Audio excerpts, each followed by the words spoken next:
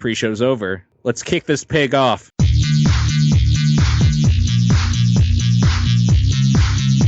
Welcome to the Quick Response Podcast.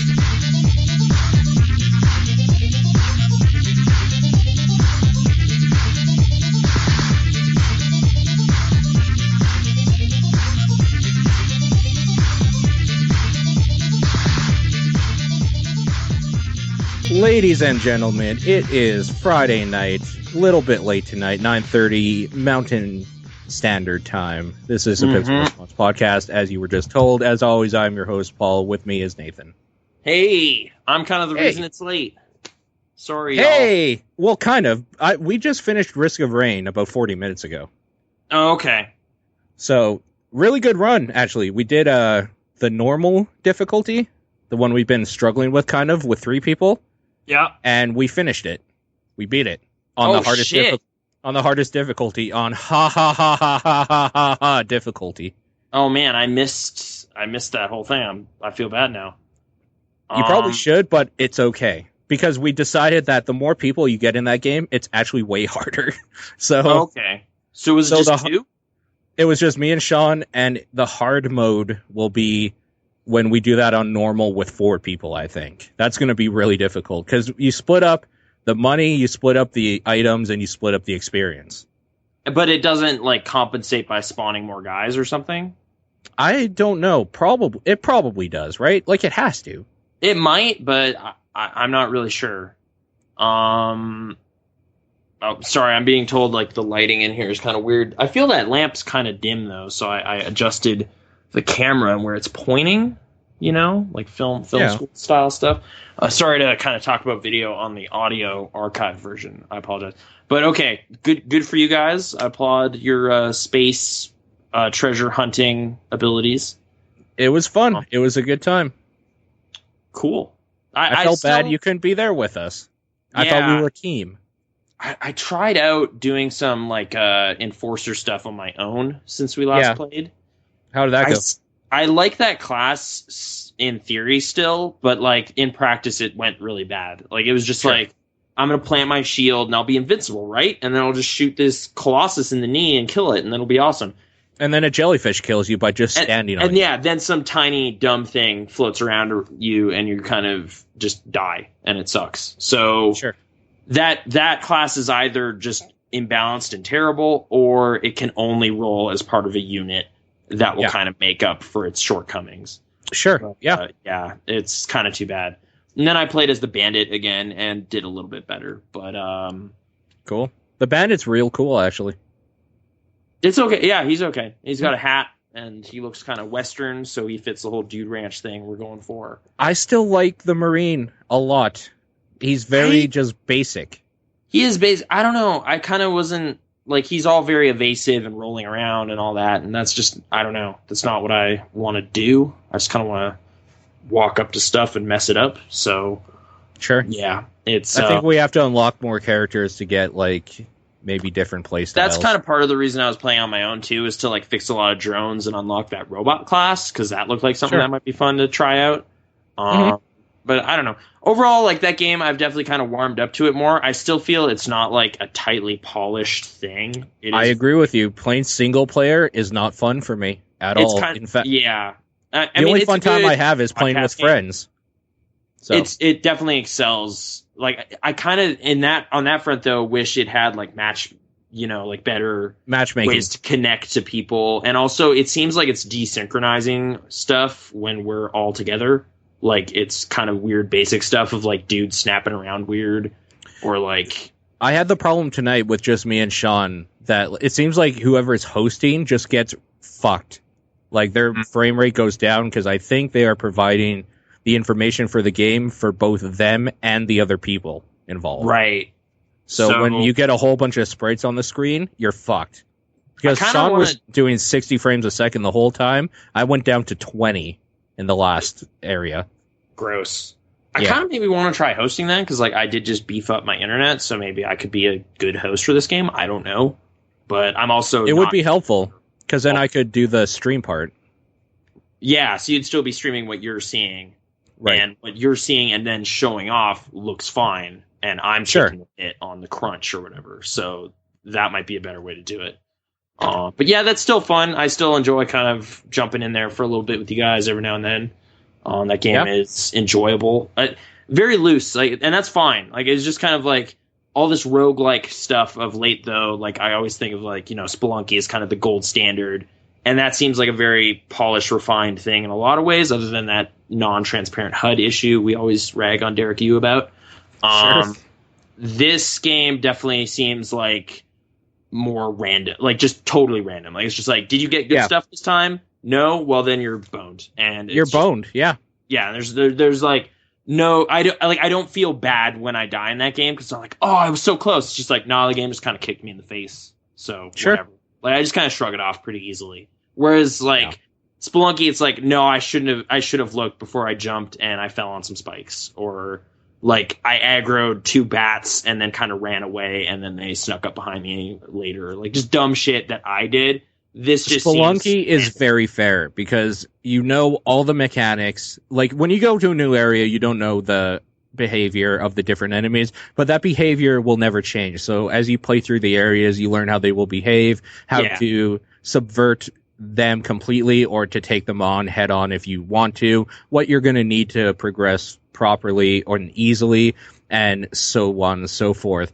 Whereas Risk of Rain is literally like, oh, you didn't get like a health boosting item, like an item that will either boost your health, give you a shield, or let you regen, you're kind of fucked. Like, so like, you just got to be really slow. It's, I definitely still have a good time with it, but I don't look at it as kind of like, this is really, really well considered. Every single thing in this game is perfect. It's like the Binding of Isaac, to be completely honest that way. Is Binding of Isaac a little goofier?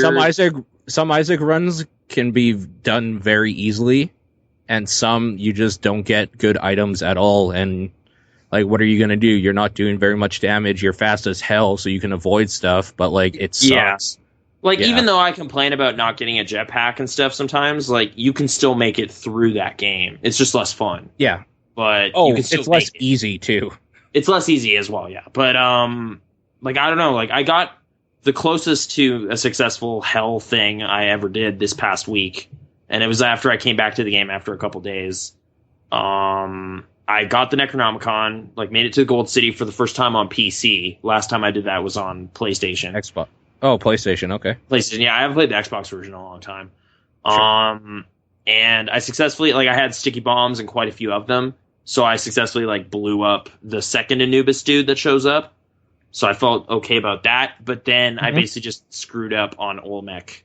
So that was... What did you do? Get crushed? No, it was super dumb. It's like, you know, when occasionally when he stomps, like, enemies start flying out? You got hit by an enemy.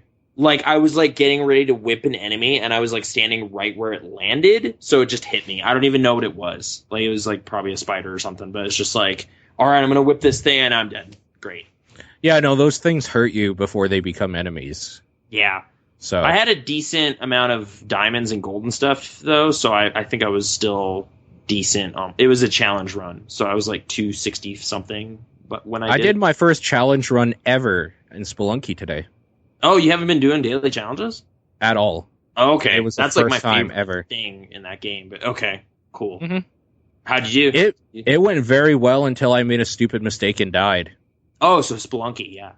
I got all the items I need to progress, like, through secret levels and end game stuff, including hell. Yeah. Like, I got the Ujet Eye. I got a whole I got left the caves. Did I leave the caves or was I on the last level? I think I left the caves with like 50,000 gold or 60,000, something huge. So enough to buy the Ankh and all that. The shopkeepers weren't pissed off yet. I think I even had a jetpack.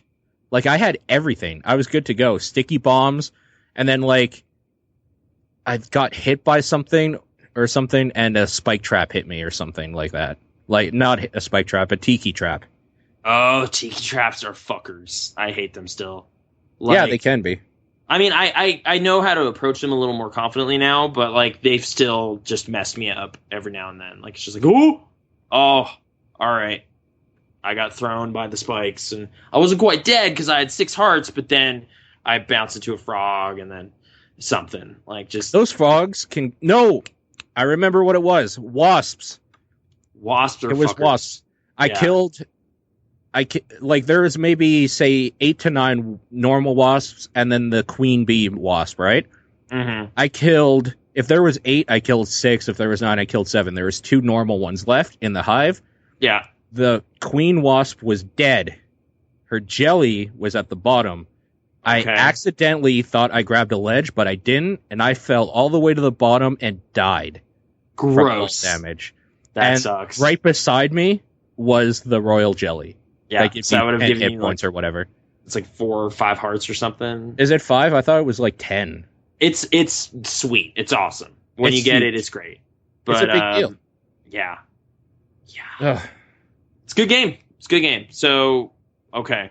I'll probably be playing a little bit of that tomorrow. I don't know. We're kind of hashing out plans, and I don't want to make too many promises because I'm not Yeah, sure what's maybe. going to happen. I might But- do it. If you don't do it, I might do it. Like, Okay. either way. So And the reason Spelunky for will that, be featured. the So- reason for that is I got T-shirts. And Yeah? I'm going to show it right here. Oh, I man. don't know I if haven't I seen can pull this it up yet. the side. So you'll see it pretty soon here, but there is my Krasnor G T-shirt. I'm pulling it up as much as I can. I'm talking through it now. Okay. So I haven't seen it yet because of lag. Yeah, So just you'll give see me it a pretty second. soon here. Yeah, no problem. Okay, so I have my shirt, and I have an extra large and 2 larges to give away. So there's that. Also, I'll just quickly do this here. In that same package, we got our Pixel Response mugs. It's about the size of my hand, a little bit. Oh, it's just bigger. that squinty face. It's so weird.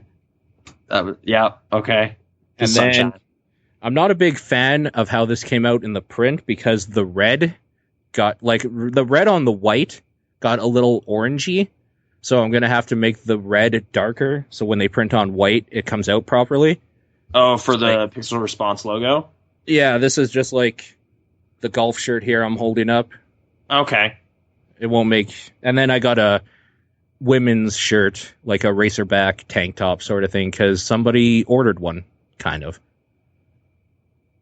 But no point. The women's one is just a tank top with the logo on the chest, basically. So I'm going to be sending that one out. But I will be sending, at the same time, a winner of Spelunky Bingo, either a large or an extra large, one of the ones I have here. Okay. You can have a large if you want, but as I was telling Aaron, you probably don't want to wear a shirt with your face on it. So It'd be a little weird. Yeah, I don't know. I think we could wear each other's faces, and that would be funny. But I do have to find a shirt, like a face or something that I could put on a shirt for me. Yeah. Like your kind of squinty cigarette one from Skype isn't bad. You know, it's not bad, but the problem is I don't think it's big enough to print on a shirt. Like the resolution of the original image isn't good. Yeah. Okay. I don't think it's good enough. That's the problem. I'll have to take a look at it. If it is, I'll do it. Why not? Okay. Sorry, Flizer's freaking out in the chat. When is Spelunky Bingo tomorrow? He wants to know. Stay tuned to Twitter. Okay, just Honestly. weird questions happening now. All right, whatever. Settle down. They're commercially available via money, so you don't need to do anything weird. About the weird questions about sucking dick and whose they would Yeah, suck. it's just like you don't need to even do that. I That's mean, not a requirement. I'm not saying anything specific here, yeah, but I'm the one with the shirt. So he's got the shirts. It's true. So I'm ready to go. You are, I guess, is what I'm getting at here. But great. Krasnor G shirt. Actually, it just says Krasnor. It doesn't have the G attached to it. Okay. Yeah. That's cool though. You know, you type Krasnor into the internet, that's who you find me. So I'd be cool. People getting out there repping my weird thing. That's sure. It's like follow this guy on Twitter. What? I don't know. This is weird, but cool. Internet and reality combined. I can't wait to wear it at work one day and have somebody ask me who that is. And it's gonna be like, oh, it's my friend. Or you're just like, oh, it's the internet. It's Krasnor G. He's this guy. He's from the internet. Why not? video game personality. But see, and just like make the dream a reality. Then the problem is I don't want them finding this podcast because I don't know how legal some of the stuff I've discussed about work on here is. Yeah, I know. It's kind of like, well, like technically when I got hired, your whole book didn't say anything about me talking on a podcast. Probably because I'm assuming most of you wouldn't think anyone would have that. But I do. So, you know what else we have? You're welcome for introducing you to this concept. We also have a YouTube channel. We do. It's Game true. Dudes Silent Hill Edition is ending on Sunday. Oh, wow. The last episode. Get ready. Our 10 hours of hell have almost all been uploaded to the internet for people to watch. So, thanks to anybody who is actually doing that. I appreciate it. There's like a weird black thing on... Oh, it's gone. Okay, never mind. Okay. I think the worst part is the Sybil bit, so the worst is over. I know there's some weird things towards the end, too. The end boss is kind of fucked up, too. It has its own weird quirk, but I was less livid than I was during the Sybil experience. So, well, you did not call the last boss a cunt. I didn't. So there is say that. So you didn't say it at all, really. You called her a country western superstar. Or something. Mostly. I got a little mad once, and I feel kind of bad, but... And that's mainly because her number one hit single that chopped all the country western charts, I Take All Your Bullets, was so big. That's the only reason why you would call her that, really. So we had to go back in time. Like, I liked our solution. I thought that was good. Once we're fine, just like, no, we need to go back. And then we got more bullets and stuff. That was gonna go back in time. Yeah. Viscera, I guess, is there any more of that, or is that over? Viscera Dude Ranch stuff has been weekend exclusive, so Saturday, Sunday. Okay, gotcha. Yeah, so there is a little bit of that, but I think in that regard, I'll go ahead and say here, because I don't think I've said it anywhere else besides once on Twitter, we actually have a kind of landing page now where we're putting videos. Because you have your Krasnor G page on YouTube. I have my XFS 1000. We have Game Dudes, and like, I don't think I'll put them up there, but like, I have some stuff on Awful Gamer, some collab stuff on there. Like, there's stuff everywhere, kind of. So it just kind of made sense that we would go ahead and maybe make one landing page sort of thing so that people could go there and see everything we're kind of a part of or whatever. So you can visit that if you want at vid.pixel-response.com. That's vid.pixel-response.com. And I realized after kind of doing this weird little header thing that it's like it says basically Pixel Video Response, which its initials are also PVR, which I thought was kind of cute. Mm-hmm. That's pretty good right there. So, but we're also able to spotlight community members. I'm able to make people contributors on that page if they're already subscribed. So all they have to do is kind of submit a video, and then after we approve it sort of thing, it goes in the community spotlight, so people will be able to see videos that our community members have done too. Oh, okay. Which is cool. There's still work to be done. It's very bare bones, but it's functional, I think. I don't know. What do you think? I think you saw it, right? I mean, I've never had to like create a website before, so I just appreciate that you're doing that at all. But it seemed good. I don't know. Like, I had one weird like doubling. Like, I clicked on two videos and I think they were playing simultaneously, but I couldn't pause it. I got to get rid of it so that you can play a video in the header image. Because the problem is, if you don't know what you're doing, you go like play, and then it kind of scrolls to the next one, so the video's gone, and then like it'll play again, sort of thing. So I will fix that, but for now, no. Okay. I don't know. Very basic right now. But yeah. Also, Meowth is saying in the chat, there's a sketch she did of us as the Game Dudes. Oh, I haven't seen it then. Was it on Twitter? Yeah, she linked it on Twitter. I can put the link for you. Actually, yeah. she tagged you in it. You'll be able to see it on Twitter. But yeah, Oh, really? I don't Like, know. At Connect Silent Hill is done. And now we don't have anything planned for the next series. And I don't think we're even going to do a full next series, like of 100 things or whatever. But I don't know. I think we're in discussions, right, about what we want to do. Do I have a bow tie on? Okay, I'm just looking at You're looking at the picture, right? Yeah, Dude Ranch. I wish my hat said Dude Ranch on it, but Dude Ranch Enterprises. Yeah, that's what I'm all about, is repping that brand, even if people are annoyed about it on their Risk of Rain thing. I want to know what's on my hat. Like, what am I repping with my hat? Oh, on your hat? Picture. Yeah, like flies. I guess I'm a fan of flies sometimes. Maybe. Oh, Not really. I kind of think they're gross. Flies are pretty gross. Sorry, it's not on screen anymore. But okay. Thank you very much for doing that. That's pretty great. Yeah, that's great. There we go. Sorry, I'm trying to think what I wanted to like start talking about. I played this DS game a lot. Yeah.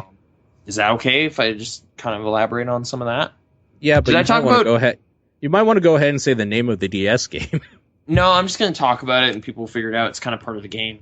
Okay. No, it's fine. It's 999, 9 hours, 9 persons, 9 doors. 9 doors, yeah. Axis Games came out like 4 years ago. Did I talk about it on here? On this? No. Did I elaborate? Okay. Probably TDP. Yeah, I talked a bit about it there, but it's kind of a known quantity there because Sean played it, so I'm kind of just like, yeah, I think it's cool. This thing happened, so I haven't really. This game is very much like a graphic, like, well, I guess an interactive graphic novel kind of thing, like a choose your own adventure book kind of thing. Essentially, you're mostly reading, and periodically there are adventure game style puzzles. But I don't know. I guess I got really caught up in it because it's like reminding me of horror movie type stuff I like specifically Cube came to mind, or Saw, I guess, to a lesser extent. But it's basically like you're a dude trapped in like this weird labyrinth designed by this psychopath. As far as you know, like at the beginning, it's just like you wake up in a room and it's like, oh, we're on this ship, and then like mysteries keep being revealed. And the part about it that's kind of the most unique, I guess, is the game basically requires that you go through it several times, but it's for a reason. Like they kind of you're building more and more knowledge across all these playthroughs that enable you to kind of find the correct path or whatever. I ended up using a walkthrough for parts of it. So you cheated? No, because it's literally like I didn't initially, but then I went down the exact same path twice inadvertently. And that's just frustrating. And then you decided to cheat.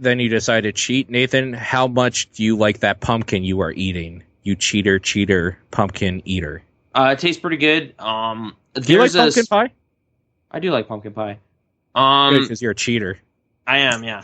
There's a spoiler-free walkthrough out there, and also kind of the most important part is just kind of a flow chart that shows you kind of just how to go down the path, and then you can elect to solve all the puzzles yourself, but it's just to kind of remove as much trial and error as possible from the game. And I was totally okay doing that. Like I still ended up playing it like 7 or 8 times or something. Like I elected to see every single ending. There's 6 distinctly different endings, and last night it was kind of getting down to the point where it's like, well, I could just go see the true ending, but I'm kind of curious about this other one, and maybe it will reveal some more about this character or something. Like I want to see that. So I ended up going down both of them. One was a complete waste of time. The other one was actually kind of cool. It was a bad ending, but it was like it's literally bringing me back to like the choose your own adventure books where you kind of want to see what happens. So you go to that page and it's like Mario and Luigi got eaten by a Koopa, and you're just like, oh shit. And then you go back and not do that, but you're still kind of seeing what all this weird stuff. In one of the Mario adventure books, they get like boiled in a soup. Like the Hammer Bros take them off and cook them. It's crazy. So, I want to see what weird stuff the authors came up with. So that's kind of what this was like. But then they just have like weird moody music and like totally out there kind of sci-fi conspiracy stuff that's kind of awesome. So I was really into it. There's already a sequel, which is great because I had a great time. So I might just jump right into that. It's Virtue's Last Reward. It was a PlayStation Plus title. So yeah, but I don't know. It's horror movie-esque. So it's like, okay, do you want to be in Cube? Yes. No, of course not. You don't make those decisions and like see the weird grisly stuff that happens, and a lot of grisly stuff happens.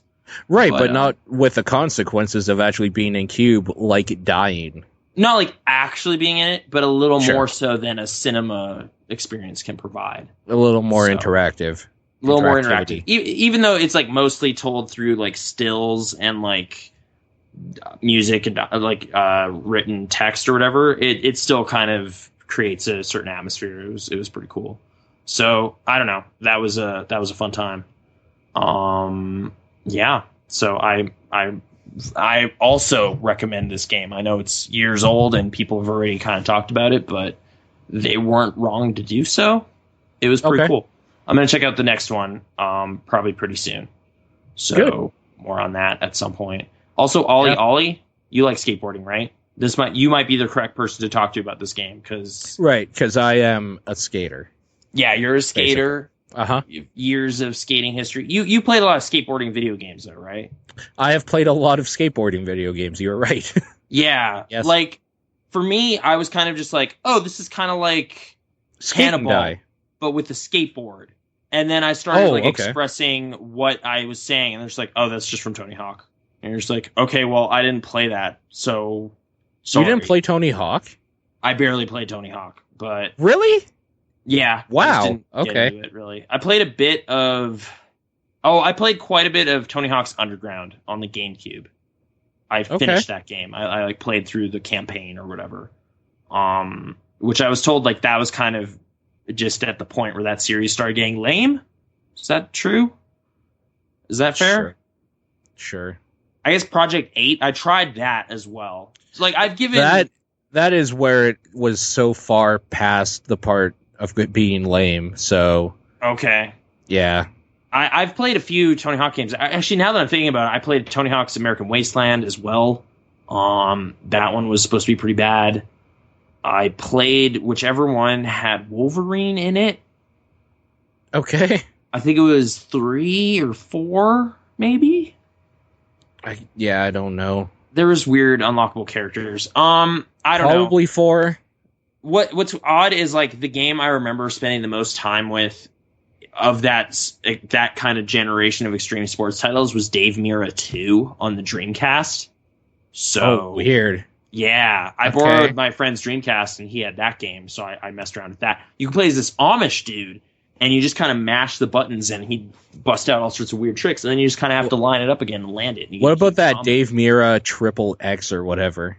That was based on that engine. It's not an official Dave Mirra game, but yeah, BMX Triple X. I never did. BMX Triple X, yeah. Yeah. Ollie Ollie, like the things I was comparing it to was like Jetpack Joyride, and that it gives you a list of stuff that you want. It's an infinite runner, right? Well, you're running.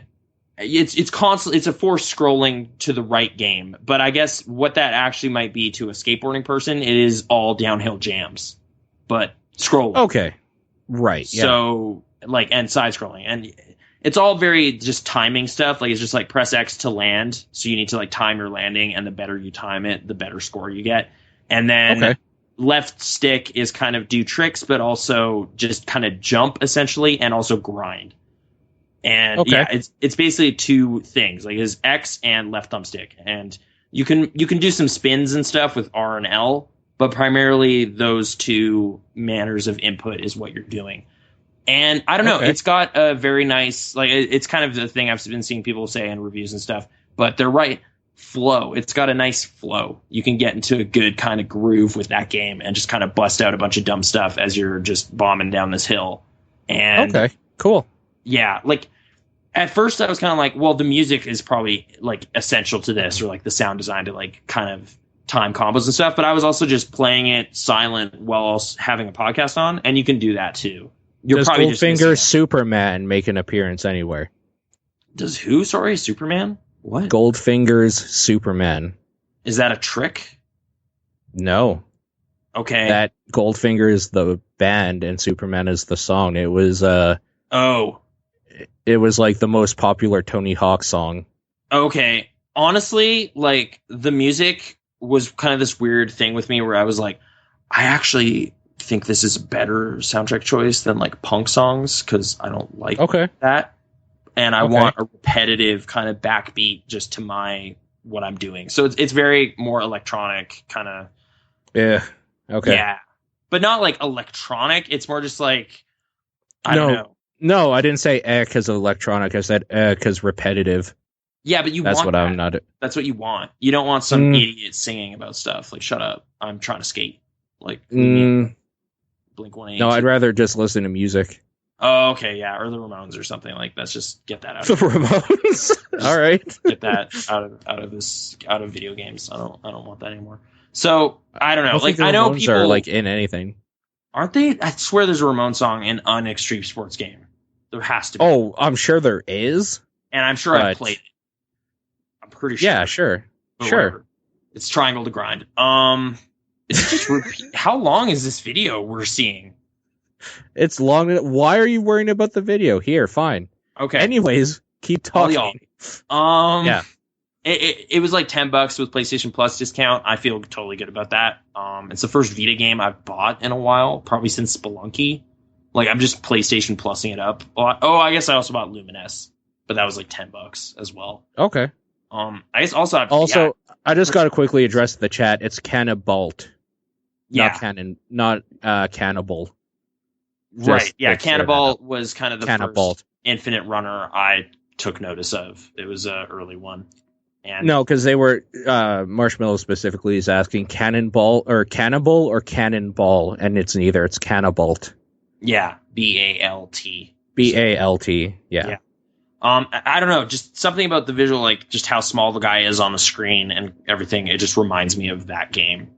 So yeah, it's got something to that, and I don't know. It's a nice controlling thing. It might end up on other stuff at some point. I know it's a Vita exclusive right now. So Vita people finally have something to play and enjoy and be like, haha, I'm the only one that has this. Finally have something. Yeah, there hasn't been a lot. But yeah, I also finally saw a Vita just in public. Like someone was playing one on the train. And I had mine in my bag. I see that regularly, actually. I guess I was finally doing that too, like taking it with me. And it might be a PSP, not a PS Vita. So okay. I don't know if that counts. Like this was absolutely a Vita. And I was like, okay, cool. Okay. All right. There's at least two of us. And yeah, I guess that was kind of the thing. Like this game's portability seems well considered. Like this is a good portable game for the system. Like it has like just that kind of Meat Boy, like just reset, let's go again kind of thing. Like sure. It's very quick with that. Like it's just like, all right, I wiped out, press the button, done. Like going again, another run. Oh, I wiped out, another run. And just keeps you kind of like trying different stuff, and eventually you just pull it off, and it's awesome. They also have a daily challenge mode. They have a daily grind, and that is a kind of a stunt run you're trying to pull off. You get one shot at it, and there's a leaderboard. Do not miss your chance to blow. What? Nothing. Never mind. Just keep going. No references caught tonight. You are not on the same page as me right now. No, I don't know what you're talking. You're probably quoting a bunch of punk songs. So it's like no, that was Eminem. I know you're a huge fan.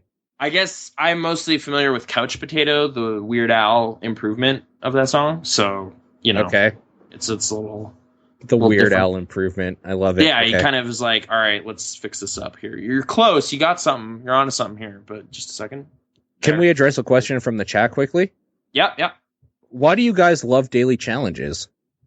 It gives you a reason to come back and also strut your stuff. Like, am I good at this game? Yes, no. And that's not what I care about at all. I like when something's finite. I like that there's like one chance, so you make it count, and then when that's done, you're done, and you just turn it off. I like that. The stakes are high. Yeah, the stakes. Okay. I like that. I like the pressure, kind of. Totally valid, yeah. Like pressure, yeah. you got to prove your medal. This is the time. This one counts. It makes a game that's already maybe hard even harder. So when you either complete it, when you fail it, you're just like, I'll try again. When you fail it, you're like, I'll try again. When you complete it, you feel really good. Yeah. That's why. Yeah. I don't know. It makes it matter in a way that's interesting. I like it. It's a good idea. I mean, maybe it's like kind of gross. Like it might be kind of like, hey, just keep coming back, get another hit or whatever. Like you could look at it as kind of like a weird, like just taking advantage of compulsion or something, like getting people to play something long past the point where they are actually having a good time. But that goes against the idea of just playing it once a day, though. I guess so. Other hit. So I don't know. You might have. I mean, I'm honestly just thinking of like kind of gross free to play stuff on like Facebook and whatever would do that too, where it's like you can play, but then you run out of play ability for like a day. So do you want to buy another shot, or do you want to like if they ever did that on Spelunky, it's just like, hey, do you want to try the daily challenge again? It's $1. That would be gross, but they haven't done that. So I wouldn't even do that though, because then like. As it is, I could play Risk of Rain with like you or Sean as much as I want. As it is, I still choose myself to turn it off after the one time. Yeah, it's just like give it a real go once a day. Yeah, so like I wouldn't mind if they put it in because I just don't have to participate in it. If somebody wanted to because they feel they need to compensate their EP-ness huge or something by getting the biggest score possible and spending $10 to do it, they can do that. I'm okay with that. For me, it's just the challenge and then it's done. I'm okay with that. Okay.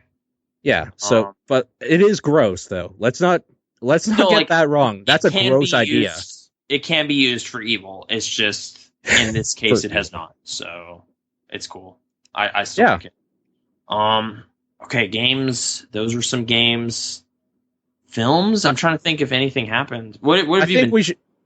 I think we should say something first of all. Okay. We should welcome our special guest sitting next to you on the couch. Oh yeah, Brittany's here. She can't hear anybody though, and she's just room too. So yeah, she has headphones on, so I thought she was listening to this whole conversation. No, she is listening to the Room 2, which is the hot new iOS game. Well, here's what we're gonna do. If anybody in the chat has a question they want to ask Brittany alone, you can go ahead and type it in. When we have a minute, maybe we'll throw it in and ask her. Okay. Be respectful, though. Don't be a dick. The internet's going to ask you some questions soon. Okay. Maybe. Anyways, movies.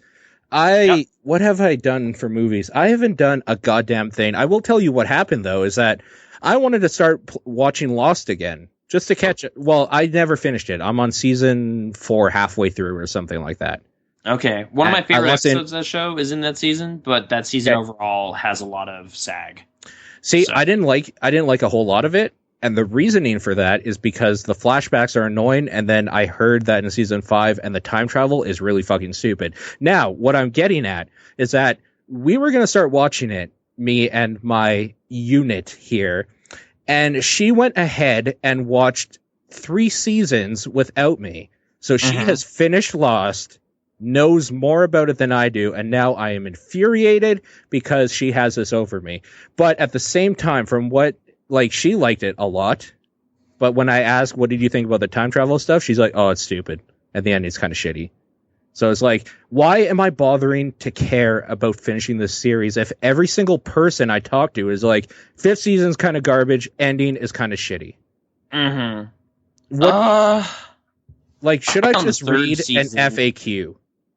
I found the 3rd season worse than the 5th season, so there's some okay stuff in the 5th season. It's just... Can we agree that the 2nd season was the best one? Yeah. Okay. Like if that's the one where like the hatch is open and everything, and that is the end of the 1st season. They find the hatch and then they open it. The 2nd season is where they meet Desmond. They and find buttons and everything. They have the buttons, the clock. They have everything. Like everything is very weird and cryptic, and they're slowly learning a little bit. And you're still very intrigued. And then the 3rd season comes in and kind of shits on your chest. Well, it's just boring. It's just like they're trapped in these cages, and I'm just like, I don't care. Can they just get out and something else happen? There's like, no, but they're getting taunted. There's the others, and it's just like, I'm starting to lose interest, you guys. starting to taper off, and then I think there's kind of a hump, and then you can clear it, and then stuff starts happening again. But there were some valleys for me. Let me get back to my original question for you, just so we don't drag on this point for something that's been out for years now. Yeah. Should I just read a Wikipedia page if I don't really care about unraveling this mystery for another 100 hours? I'm trying to think if there's any like late season moments that were mind blowing enough to warrant. I hear they try to blow up the island, so I know there's that. There is that. Is that okay? It's kind of okay, but it's not anything super crazy. Honestly, like if you're in season 4, you said, right? I am in season 4. Like, okay. I can't remember the last thing I remember, but they're having flashbacks or flash forwards or something where they're off the island. Right. Have you seen the episode where Desmond finally kind of figures out what's going on with his crazy thing? No. Like it's like a very time travel heavy episode. No. I would just recommend get to that one. If you didn't like that one, I would personally suggest stopping, because that is like one of the best episodes they've ever made. If it does nothing for you, the show might as well be done, because that is a high bar for me. For me personally, I've heard people be really dismissive about that episode. I personally not recently, but like I have watched that episode alone, just in isolation. Like just like I'm kind of bored. I'm gonna watch my favorite episode of Lost. Click. Had a great time. I just think that is a very well-made, tightly packaged time travel story. It's really good. Okay, so I'll make that promise to you then, that next week I will be able to discuss that episode with you. Yeah, if you've gotten to that point and you liked it, like, I guess you can keep going, because... Okay. But if you're like, that one didn't hit for me, it's like, all right, they are done for you then. There's nothing... Well, and it sounds like the rest of the next 2 seasons are that, right? So if I didn't like it then, I'm not going to like it when it's with them about playing with time travel shit. stuff. I like Daniel Faraday as well as a character. He kind of gets introduced. I think you must have just met him in late season 3. I think he shows up. So they do some okay stuff with him. But I am personally not an expert. I've watched the series one time. Like, I'm not one of those folks who revisited it and like was like, oh man, this has so much more significance now, or whatever. Like, I watched that show because it was like the thing going on. I actually managed to catch up in time to watch the last few episodes as they happened. See it as part of the zeitgeist or whatever, and that was kind of cool.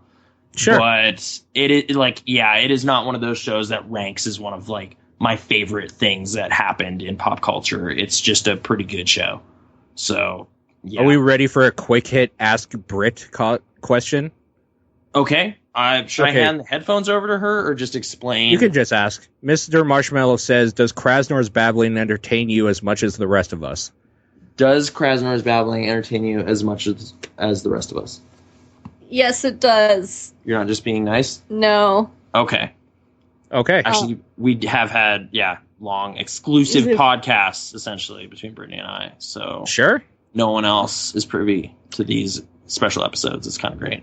It's true. Actually, we did have a thing, though, where we were conversing about the weird, like, new postmodern problem of your significant other listens to your podcast too much, so they don't feel compelled to ask you about your day because they heard about it. Yep. So I don't listen to the podcast anymore. Yeah. So I don't get to hear anybody else's... Aaron doesn't listen to it anymore either. Topics. Aaron doesn't listen to it either, and that is because every time she does, she hates me a little bit more. Oh, okay. Because I say some reprehensible shit in the spur of the moment that I don't actually mean and is just conversation fodder. Okay. Aaron doesn't listen to it. How it is. Because it makes her feel Paul's kind of weird. More so than before she listens to it. Reprehensible stuff. I don't know. I'm paraphrasing live because we don't have an audio splitter. So apologies for the redundant explanations. But you get to hear me remix the same words. So do we want to do another question? There's a couple here. Yeah, we can do another one. Okay. So from now on, also, if you want to do Twitter, they're already doing it in the chat for whatever reason. Hashtag Ask Brit. So there's that. But would you wear a Krasnor shirt? Would you wear a Krasnor shirt? I'm interested. Not with the picture chosen. You don't Yeah. like the hat picture? No. That was the garage sale Yeah. day. I know. I took that photo, Okay. but I wouldn't wear it on a shirt. Okay. Yeah. Not a fan of that photo. Fair enough. Yeah. You don't like the hat? Yeah. Like fedora. It's not the everyday look. Okay. That's true. I've not worn that hat since that day, but now it's I'm like, gonna say that's the perception is I'm one of those. I'm gonna hat say the most of the pictures of you, Nathan, are not your everyday look in any way. It's like, that well, are- it's photo time. I got to dress up. Like, it's not just like me chilling. No, not that. Just like your facial expressions in the photos that have become kind of memes and stuff. Like they're just not how you look ever at all. No, yeah, that. Yeah, it's true. The Krasner Especially like dude specifically. That one specifically, but like the hat one, even you're very squinty and you never look like that. Well, I'm like looking into the sun. It's like we were sitting on the front. That's why I'm wearing a hat, was to keep any like sun out of my eyes as I'm. And reading the only reason that one's on a shirt is because that's the one you gave me permission to use. So I did. I was like fishing through the photos we had on this computer. I was like, this one's okay. So okay. there you go. Fair enough. Anyways, okay, so Lost, I will give it a check out, I guess, because it seems like I'm far enough in it. Why don't I just finish the 4th season? Mm-hmm. Like, I might as well. And then if I still don't care, why am I going to sit through another 2 seasons of it, right? Sort of thing. I Okay. was definitely underwhelmed by some of their late show reveals. Like, it was like, really? That's all you had for this? So, you know, there are some kind of underwhelming things in that show, but it has its high points too. So maybe take Sure. Oh, Okay. sorry, Meowth was asking questions too, but was there any special episodes? Does sound weird. Yeah. I'm not seeing any. Okay. Oh, Brittany's typing answers. There you go. Okay. So, speaking of television, you were watching more Attack on Titan, and it sounds like you're about as into it as maybe I was. Not as much, I guess, because I didn't marathon it as. Well, the only reason I thrifty. marathon anything is because if I find like a full day where I don't have anything, that is the day I have to get it done, sort of thing. Mhm. So it's not because I was super into it, but kind of like, okay, I need to kind of like, I only have 10 episodes left. Let's do this all in the next couple hours. So I don't like keeping things for a later date. It's kind of like we do as much as we can now because I know tomorrow I work until this time. Then I'll have to cut a podcast and get like Game Dudes ready or something. You know what I mean? Like days are full. So when I have the free time, that's when I'm going to marathon stuff because I like it better anyway. Because then I get it's almost like a giant 10-hour movie or 20-hour movie instead of just like throughout the day I'm watching parts and parts of it. So I like doing it that way anyways. But you're enjoying it, it sounded like. Yeah. We'll probably start watching it at a bit of a faster pace. We've kind of been doing one a day for some reason. And there's been some big revelations of just like weird things that Aaron can do, which I was like kind of into, but also it seems to be kind of going down that chosen one path that a lot of things do. Where it's just like, he's got special powers that no one else has. And you're just like, okay, I mean, that's like kind of the norm in these, but all right. It's anime, for Christ's sakes. It is anime. Yeah. I like that. It seems like more happens per episode than some stuff I've seen. Like, I was like kind of having flashbacks to the brief like for one season of Naruto I watched, where it seemed to me they were like stuck in the same predicament for like 3 or 4 episodes, and I was just like for example, in the first season of Attack on Titan, there's that whole kind of standoff where like the military is like, "What are you? What are you?" and they're like aiming cannons at them. You know, and like they're kind of like trying to figure out what's going on. To me, it seems like Naruto would take 4 episodes to get through that same blip of plot line. They're much more concise, and I think that might. I don't know if it's because of the manga itself it's that concise, or if because there's a lot there to cover, and they're trying to like get enough in that they can make another season if they maybe are allowed to. It seems to move at a good clip, and meaningful stuff happens fairly often, so it's kind of cool. Can we say what part you left off on, or is it too spoilery for anybody that might not have seen it? Might not have gotten far enough. I can be sort of vague about it, but Have they gone? Has what's his name been accepted as part of the elite crew? Yeah. No. Okay. I don't I think mean, so. that's not a spoiler for you because you knew that when they showed an elite crew that would be the main people that you follow, right? Oh, right. We kind of met the obvious. elite crew, and Yeah. yeah, that seems like a thing. But right Yeah, now, okay. I think they're off to find out what's in that basement, which is good because that was kind of a question I had pretty Yeah. early in the show, and they kind of just dropped it. And I was just like, Yeah. "Where's his dad? What's going on?" And it's just like, "No, we were saving that for right now, and we're gonna deal with that." It's like, "Oh, okay, good. I'll sit back down." I was getting uppity, so yeah, it's fun though. It is kind of the main show we're watching right now.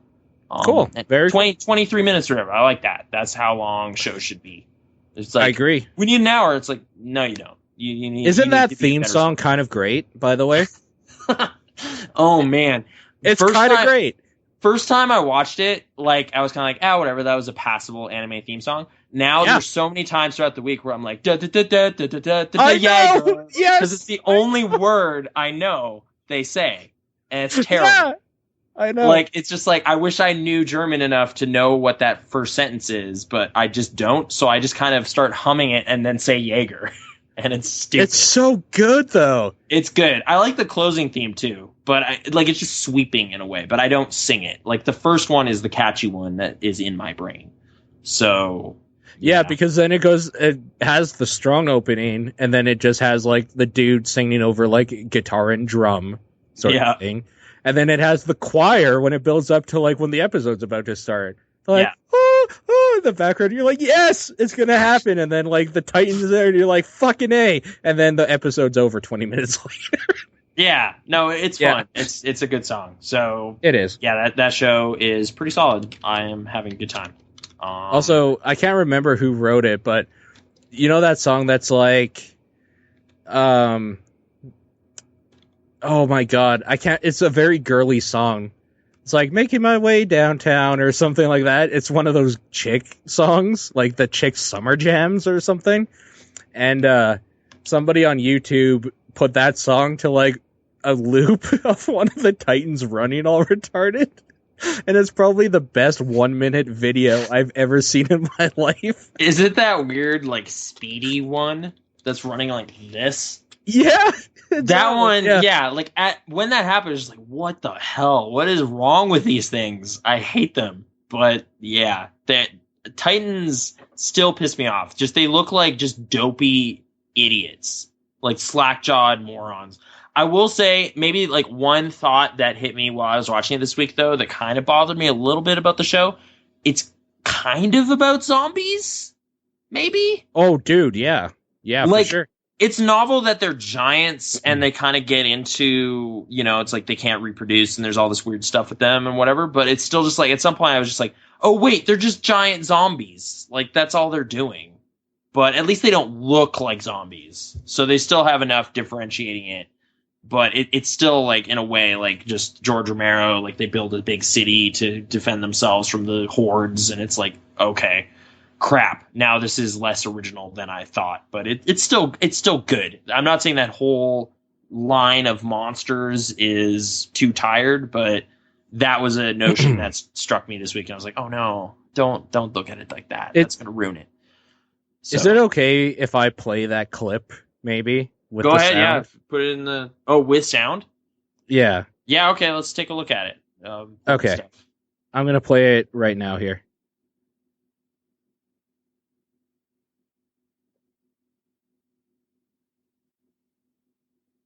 Is it playing? Yeah, you won't be able to hear it, sorry. Oh, okay. You will in the stream.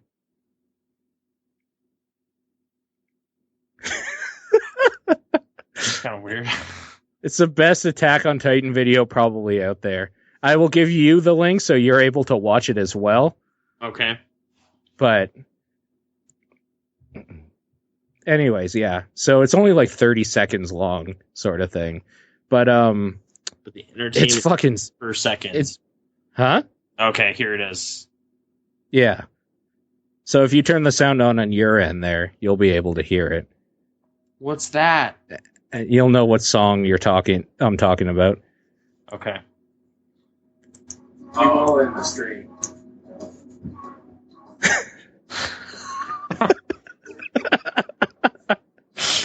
It's the best Attack on Titan video. Stupid.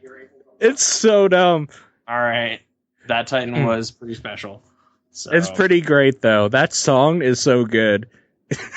With that scene for some reason. But anyways, so Attack on Titan remains to hold your interest at least, which is big for anime. Sure, I guess so. Well, again, we marathoned all of Koji Pen in one sitting, so it's pretty crazy. It's 4-minute episodes. It was like less than an hour. It's fun. But I mean, you and I both know. Now I know what you're saying. Anime's for jerks. I know. So would you consider yourself a jerk now? No, I've watched animes before. I don't know why this has become like this thing, or it's like Nathan's the guy that doesn't like cartoons. Sean likes cartoons. Paul likes anime. Nathan, I don't know. No, see, this is the thing. I even saying that I like anime is a fallacy because I don't like most of it at all. Okay, generally speaking, you're not into anime, but that's why I have to ask people that are in the know, that are just, I have to ask them what is something I might like, and then they suggest something. I watch an episode, and if I like it, I will finish it. If I don't, I will never watch it again. So you only give anime one episode to impress you? Like, kind of. You have like a 25-minute window. If at the end of that 25 minutes you haven't at least made like me a little curious, you failed, and I will. Or if it's like a long anime sort of thing, like a 40-minute one or something, like I'd be fine with that. But yeah. I mean, have you seen Dead Leaves? I would recommend watching that. No, I haven't. It is a crazy little, like, it's a movie technically, but I think it's like less than an hour. But it's just bombastic, stupid nonsense, and it's kind of great. But yeah, I would recommend seeing that. And I think you might be grossed out by how weird it gets. But what do you mean by weird? Like, there's a dude with a TV head who like is tied up at some point, but he can still get his bone on. It's gross, but great. Great. Yeah. I've always wanted to have a TV head and get my bone on. So good. Yeah, it's intentionally trying to be crazy. I think the director said like you should watch this drunk. That's what it was like made for. And it's just like, okay. Like great. Good. Somebody's working on it. It's an experience. It's pretty good. But yeah, anime. I've mostly watched films, really. Like I watch a movie and then that's that. I haven't watched a lot of series, so I guess in like that way. Akira is the one I go to when people say anime in my head. Yeah, and I don't know why. I think maybe it's just because I was introduced to it so young. Maybe right. It seemed to be kind of like the standard for some people. Like, it was like this is anime. Like this is the one. Would you say it's good? It's okay. I don't know. Like it's not great though, right? Yeah, I think it was great. It's like, hey, remember Blade Runner? I do. We made a movie that takes place in a similar looking city, but that isn't as interesting. No, like really, once it got to like the end stuff where it's just like giant psychic weirdo and like it's just dude mushrooming out into this giant thing, I was just like, that's when it got bad. Stupid. Like, what is this? Thankfully, then, though, that's only like the last half hour. And it ends like all like philosophical, cryptic or whatever. It's just like, nah, that was just stupid. Like, I don't even care if you had like a good reason or something. Like, that was just dumb. So I was a little underwhelmed by Akira, maybe a little bit. But Miyazaki, that guy, he can make movies. He's done some good ones. Sure. So that's a safe thing to say, though. Everyone likes that guy. But he's got a new one coming out. But I mean, I don't think everybody likes all his stuff. He's made some things I'm not particularly fond of. But yeah, I mean, they're not aggressively bad still. No, yeah, like some of the low, like ones I kind of shrugged at. Porco Rosso was okay. Kiki's Delivery Service was okay. Yeah, you love Totoro though. Totoro is really fun. Cat buses are great. I never saw what the hell is it called now? Holy Ponyo? Shit! No, well, I never saw Ponyo, but that's because I didn't think it looked good. I don't care. It's like very kid. It's like more of a younger audience thing. I thought it was okay, but it is not for my demographic. So it's like if you're like 9, you should watch Ponyo. So if we have any 9-year-old listeners, check that out. Okay. Also, welcome. That's weird that you're listening to this, but A 9-year-old? yeah, it's a little strange. But I guess It's a 21st good century movie. internet. Try not to be too cursy. Or I never did see Howl's Moving Castle. I remember having a good time with that. That said, I've seen it one time, so I wasn't Okay. compelled to go back. Like Spirited Away, I've watched a couple times, and I love Spirited Away a lot. yeah, It's really I like good. that one tonally. I found it very cool. Like that's a cool movie. Yeah, I don't know. Like Whisper of the Heart, weirdly, which wasn't even him like directing it. It's like his studio though, like Studio Ghibli, and he produced it or Ghibli, something. yeah. Like Yeah. that and The Cat Returns, I just thought were like just fun. Like, well, no, Whisper of the Heart is like just a romantic dramedy, and it's kind of Okay. weird to like be like, yeah, this is a great one of these, but it's like an animated one of those. It's weird. And Cary Elwes is the dubbed version of the cat, and he does a pretty good job. But Cat Returns is just like super silly. Like it's just there is a kingdom full of cats, and like they stumble into it, and there's just cats ruling everything, and it's just like this is so awesome. Like this is like Alice in Wonderland, but way better because cats or something. Like I just had a great time. So that is a fun, lighthearted movie. So yeah, Okay. that again though, not him explicitly, but he's involved. So I'll lump it in, put it in there. But yeah, that's some Sure. kind of anime stuff. I guess also, what's that dude? What was his name? Who? Oh man, it was the director of Perfect Blue and Tokyo Godfathers. No idea. He also did Paprika. I don't know. He was really cool. I feel real bad though because he passed away. He was really good at his job, and I don't remember right now. Well, he must have not been very good then. I know. Huh. That's the Man. thing. Like now that I've said it, now I look like the biggest jerk in the world. I'm just trash talking this director, inadvertently. I really liked Perfect Blue though. That was a cool one. Really kind of dark though, like Okay. to the point where it's like Requiem for a Dream. Parts of that were like inspired by that movie. Oh, So- wow.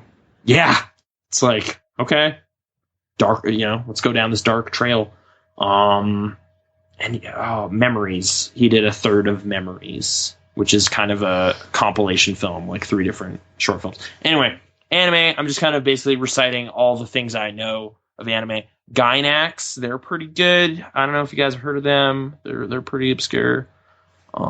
That Eva, you heard of that? Paul, No. you ever heard of that No. one? No. About Fooly Cooley, No. Panty and Stocking. I love Penny and Stocking. Yeah, That's some good adult comedy anime right there. I like that one a lot.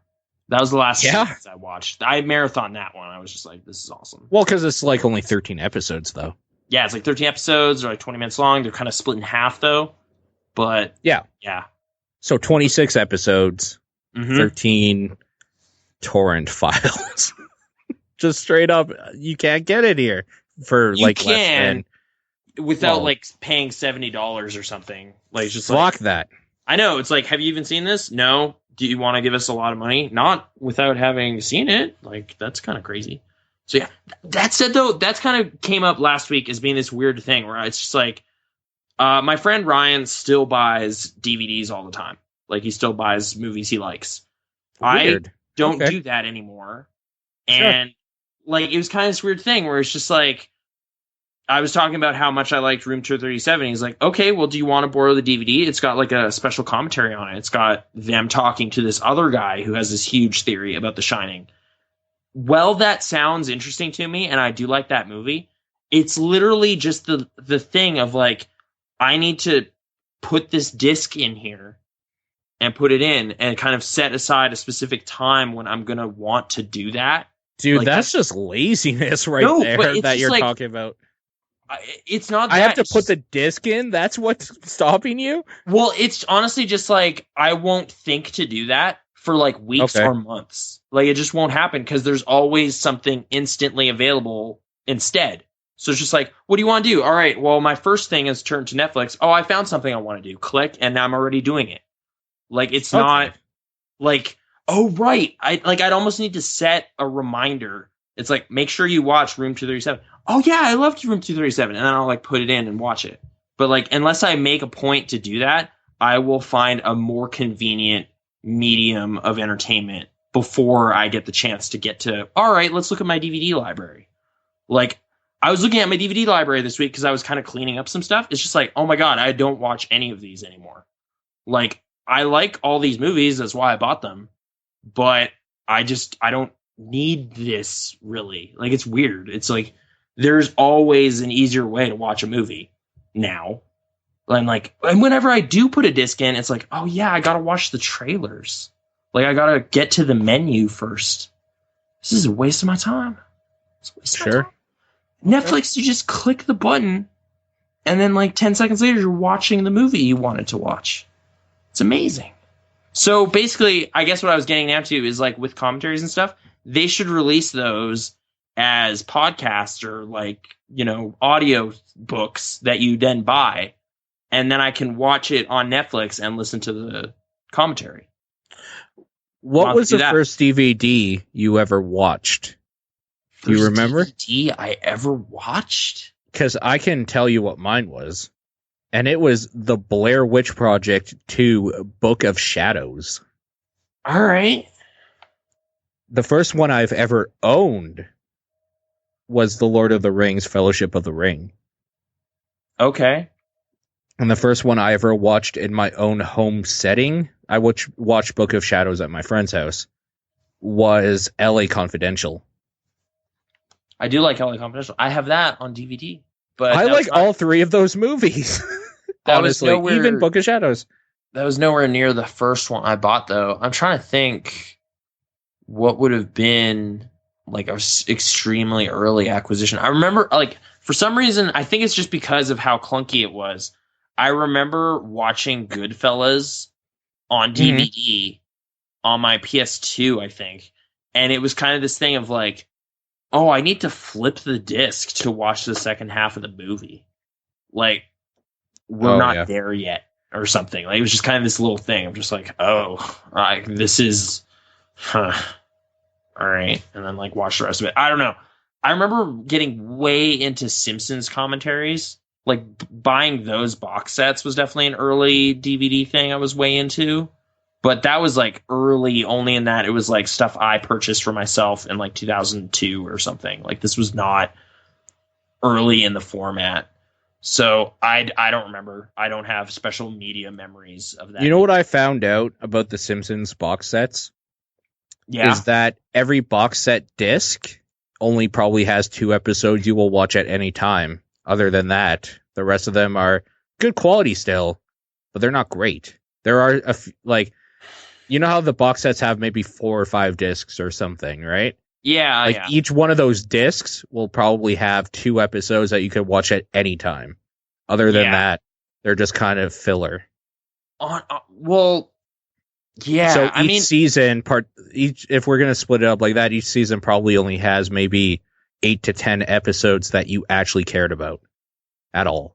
That's pretty good. Like, that's still really good. No, but like, I'm just saying, 10 timeless bits of comedy on this disc. It's that's pretty sweet. Or every in this year. Set. Yeah. Like, that's pretty extraordinary. And like, there's like a good stretch of like 9 or 10 seasons of The Simpsons, and I'm like, this forms so much of just like jokes, like types of jokes I'm into, and like referential stuff, and like just kind of my sense of humor was forged with The Simpsons. Like, that was kind of a thing. And it's weird because I don't think that's a thing anymore.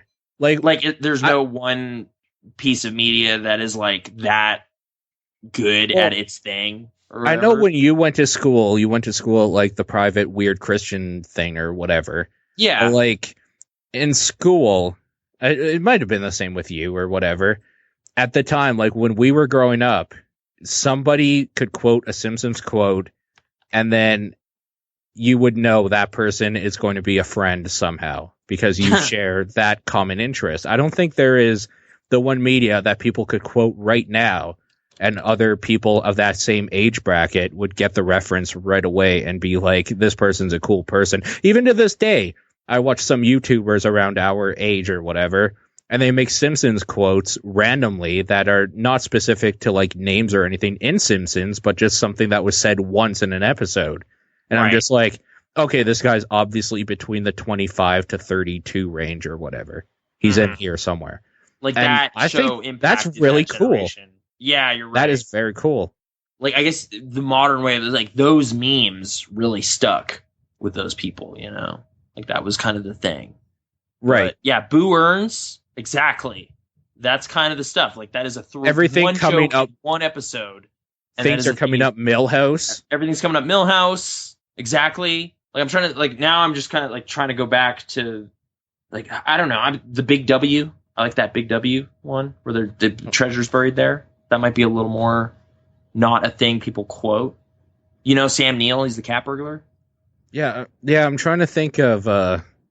There was one specific instance of it, and I can't remember exactly. Like, there's another one, like, oh, the Denver Broncos, or whatever, and that's been on Reddit and the internet recently in comments because the Denver Broncos and the Seattle Seahawks are squaring off tomorrow, I guess. Right. Or they had kind of like a Super Bowl joke where they'd put glasses in front of their mouths and be like, man, the Seattle Seahawks and the Denver, like, you know, like they're holding a glass to block it so they could redub it for subsequent years is the joke. Yep. But they wouldn't actually do that. Or like the Duff Bowl, like the football stuff. They played that Blur song in that one episode where they went to the football game. That's pretty cool. Like, even me saying, oh, the Denver Broncos, like, you know what part that is. That is fucking amazing for a piece of media to be that ingrained into our age bracket's culture that you can say that, and anybody that grew up in that time period knows that's a reference. Those are just,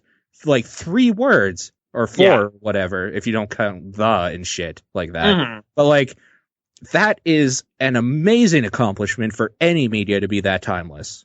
And it, like, I don't know if that can happen again, though, right?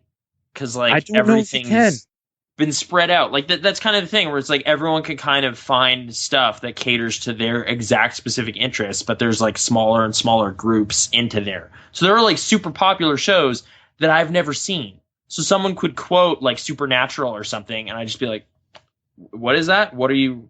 Oh, okay. No, I know that's a show, but I have no idea what you're saying right now. But cool. But like, if like, what's something that Family Guy's ever said? It's like, hey, Lois. Like, there's fucking nothing. There's nothing that has made such timeless quotes as the Simpsons. I mean, every single year. There's every year. What's that Pepperidge Farm remembers? Like, that's a meme that people trot out. I don't even know what you're talking about right now at all. Okay. I'm genuinely serious. I have no idea. Where Peter's like, for like 2 minutes. That was funny. Okay. But chicken you fights. You also have to remember that the reason that became any meme, I know what you're talking about with those, is that they repeated it like through at least 5 or 10 episodes or something stupid. No, yeah. They had to repeat it over and over. Is how they do that. Yeah. Like, now, I'm sure Stewie says damn you woman or something a whole bunch of times. And that's a thing. How does Seth MacFarlane have a job? I mean, it's just this thing where it's like, it is so obviously derivative that it's just like, why would you embrace that? The original article is still over here. But then somehow it still managed to catch on and form its own thing. And yeah, Seth MacFarlane is not only still employed, he is like huge right now. Like Ted did incredible box office numbers. Like his new movie just revealed a bunch of posters, like Liam Neeson's in it. It's like some Western or something. Ted might be one of the worst movies I've ever seen in my life featuring a teddy bear. I guess so. I know that's being oddly specific. I'm not talking about a teddy bear as the main character. I'm talking about with a teddy bear in it. I guess it's like I think we talked about it when it came out, but it's like I found the first half of that movie okay, and then the joke was done, but it kept going for like another hour. So it was just like, all right, like this is tired already, and then it just keeps getting more and more like weird, and I don't know, like Meowth is saying don't blame Seth, blame the Americans. Like I guess in a way it's like people encouraged him, like that's kind of the problem. Did they? People said, well, I mean, by buying his DVDs and stuff. Like, that was the thing. That show was canceled. And then through just people buying stuff and being like, no, we love Family Guy. They're like, all right, and then they reestablished it, and then it kind of blew up. Okay. And there's like spin-off shows and American You know what? Dad. No, that's fair, actually, because you're right. They were canceled. They were dead. Seth MacFarlane was ready to eat shit out of a garbage can, and then you people fucked it up by giving him money.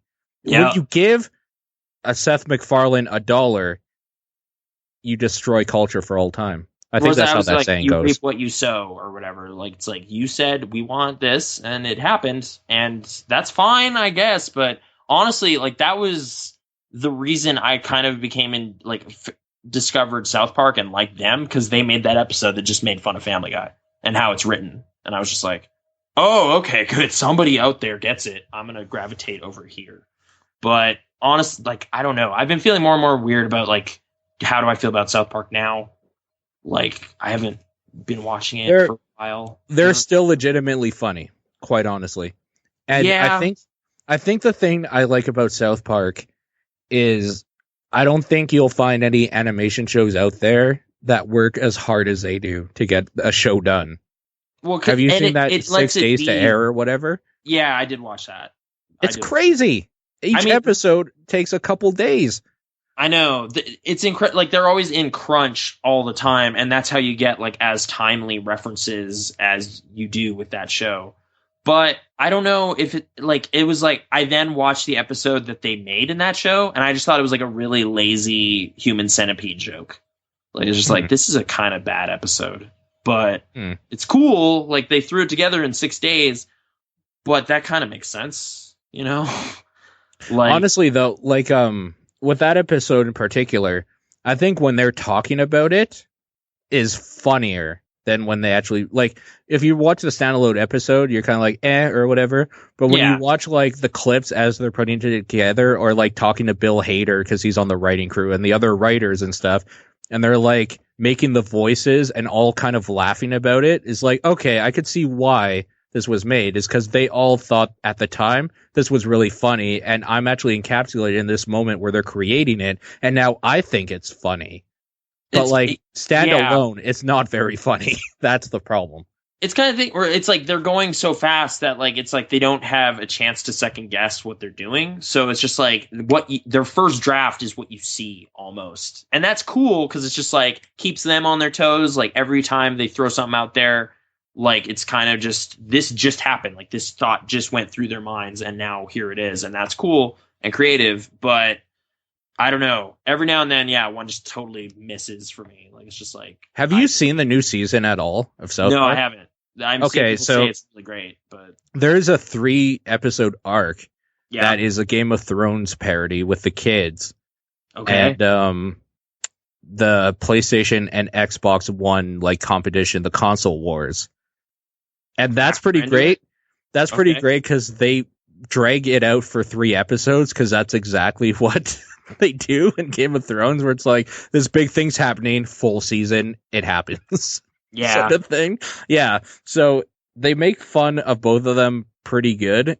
And I mean, it ends up in the weird South Park area of, like, the Sony head, I can't remember his name, like, fighting Bill Gates to the death, sort of, which is fine.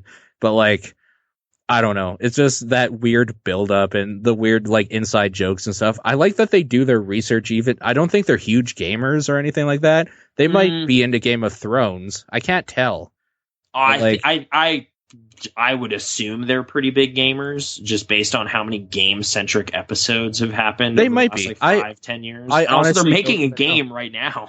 So, you know what? It actually ends with an advertisement for their game too. Amazing. Last episode. It's like stuff like that is what they do best, for sure. Where they're just kind of mixing these weird, like, zeitgeist moments together in a ridiculous way to show you how ridiculous culture is.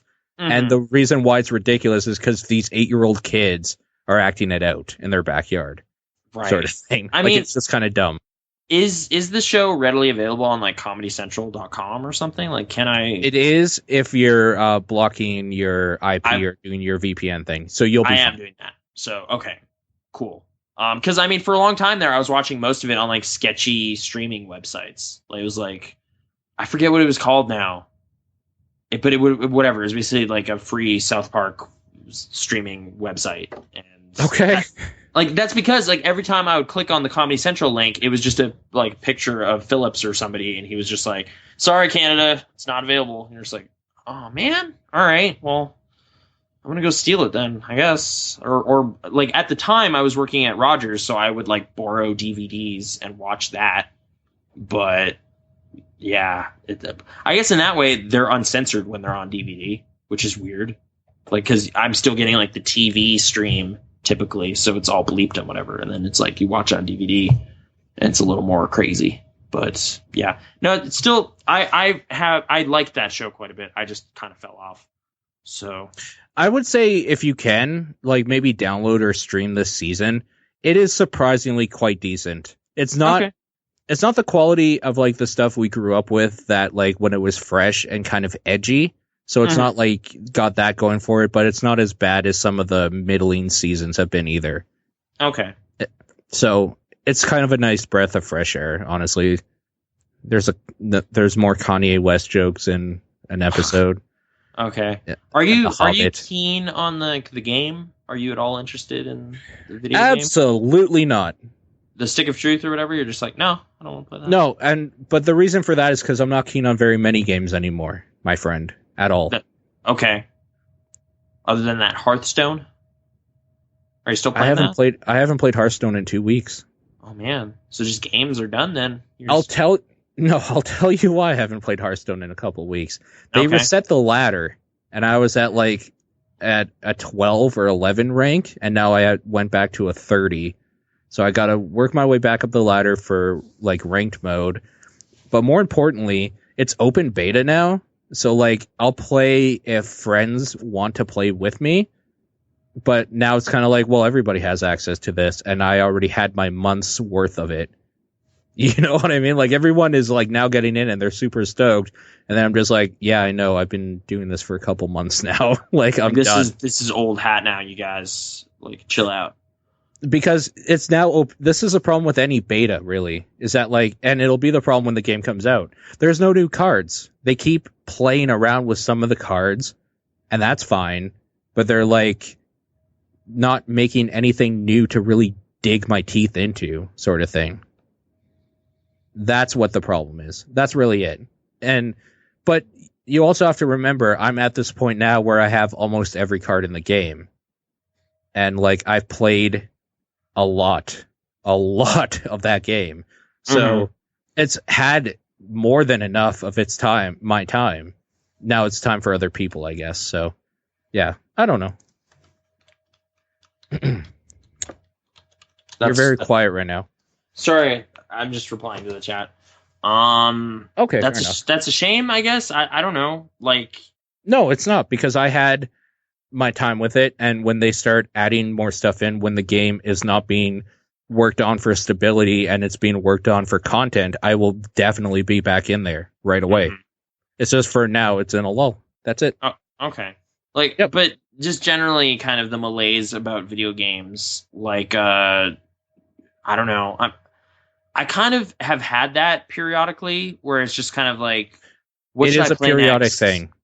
And it's just kind of like, well, I don't know. Like, I don't really want to play that or that or that. Like, I've kind of been baffled by how much I've gravitated towards portable gaming. I want to say maybe a small part of it is like when I'm playing something on my PC, now there's like this nagging thing where it's like, well, you should stream this. You can stream this. You should stream it. And it's just like, oh, God damn it. I don't know. Why are you getting that? Like, that's so weird. Well, it's like now I could. So it's like, well, I should do that. Like, if not, I'm just kind of wasting my time. Like, I'm wasting this. Really? Game. That's the weirdest thing I've ever heard. Okay. Really? Okay. Like, it's just like I've never felt that, because there are a lot of times like I'll stream for a while and then I'll turn the stream off and I'll listen to a podcast and play a game on my PC for a couple hours. But you'll keep playing the same game, or is it like, well, this game is a different one. An internet game. Like, I need to play this for the internet. No, like, I want to play Darksiders for me, not for anyone else. You know? I play Spelunky outside of it when I'm listening to podcasts, and Rogue Legacy still, and Risk of Rain has become maybe that. But the reason for that is because I only play it with Sean. I don't play it alone ever. Okay. So I mean, there's just that. But like, I have no problem just playing a game by myself.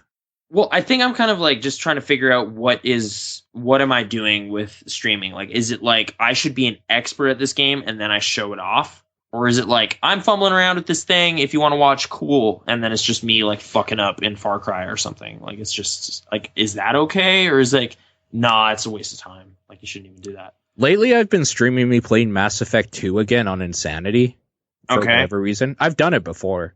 But, like, I don't know. It was just like, hey, I'm bored. Time to play Mass Effect 2 on Insanity. That's kind of that's a stupid thing where it's just like, I've been meaning to do a Mass Effect playthrough again, like do all of those. But I'm kind of like, well, if you want to do that, I would love to at least sit with you and do it. No, I know, but the problem is I bought like the trilogy on PlayStation 3. Yeah. And I want to play on PS3, but I can't stream PS3 here. I don't have that ability. So why would you stream it? We could just play it. Oh, okay. Oh, this is the problem you're having, is that you feel that if you're going to do this kind of redundant thing anyway, you might as well produce content. Be generating something, and then it's like, there, now I could revisit this, or like someone could follow along and see this weird adventure. You know? Yeah. Like, so honestly, that's like, I'm thinking might be the subconscious reason I've been going to portable consoles, because like I can't stream this. So guilt-free gaming.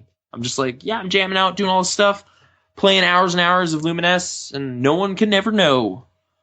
It's cool. Yeah. I don't know. I would play Lumines on a PC though, but is it on there? I don't think so. That's a great game. That's still PSP exclusive, isn't it? Oh no, that came to Xbox. Is it on PS3? It's on Xbox as well. Okay. Yeah. No, that game got around for a while, but dude. What? Yeah.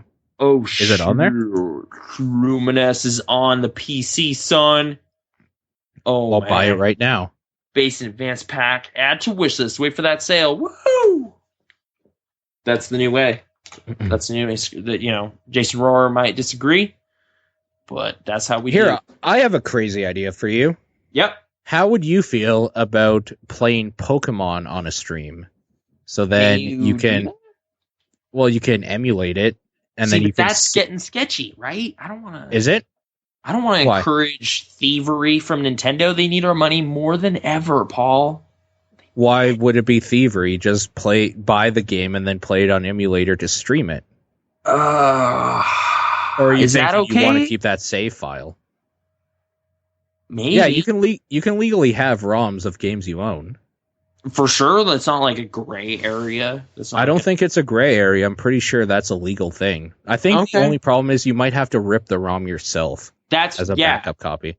I think that's what you're supposed to do in theory. I think so too. So yeah, like it's legal to back up your own games, but once you're getting into downloading something and be like, yeah, but I bought it. It's like, yeah, you bought it at a garage sale. Like, that's not the same. No one benefited from that. So yeah, I don't know. Maybe I don't know. I'll figure it out. I'm just having weird kind of game anxiety. Like, it's just like, that microphone's right there. I can turn it on and start saying things, but I just want to relax. Oh, come on. Let's not get too far from what's actually going on here. I mean, I know the relaxing thing. I agree with you. Yeah. But at the same time, you kind of want that little ego boost knowing that somebody's watching you play. Or maybe it's a little bit. That I'll turn it on and no one will be there. Like that thing. You know what? If that's a fear, you shouldn't stream, because that will happen a lot. Okay. Because we are not John. So when we go live, we will not instantly have at least 40 people already in the chat. You're right. Like, I don't know.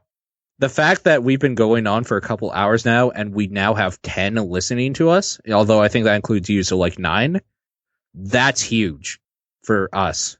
So like, if you're okay with small numbers like that, or the idea that nobody's going to watch even though you're doing it and talking to yourself, like, if you're not okay with that, you shouldn't stream. Okay. Last stream did was me talking to myself and no one was hearing it because there was no audio being picked up, which was... Keep this in mind, though. If you are playing a game and you're streaming, it will record whatever you're streaming. So if you do something crazy, you can keep that forever. I know. I actually did like their highlight thing where you could like section out a part of it because like Yep. I was doing pretty terrible in Devil May Cry, but I thought I did especially terrible on this one jumping challenge. So I was like, all right, let's cut that out, and now there's like its own video. It's like, okay, that's okay. And yes, some people did show up for my silent Far Cry stream, so thank you for doing that. Yeah, because it was in the middle of the day when I was at work. So thanks, buddy. Yeah, you're welcome. I'm glad I could support you that way. Yeah, I would I have know. liked to have seen it. I would have told you that your mic was off. In plain I would've. speak. Because, like, that was the problem, was, like, I was reading the chat, and it sounded like they were having problems, but I thought they were having problems with what I was saying. No, see, that I wasn't... what I would have said is, yo, homie, yo, mic off, dog. Oh, okay, that would have like, been good. shit. And then I could have turned it on, and it would all be saved. Okay, I'm sorry, I'm reaching into the saddlebag. Okay, Nathan Saddlebag, or Dude Ranch Saddlebag. Here we go. Never-Ending Nightmares. This is a pamphlet for it.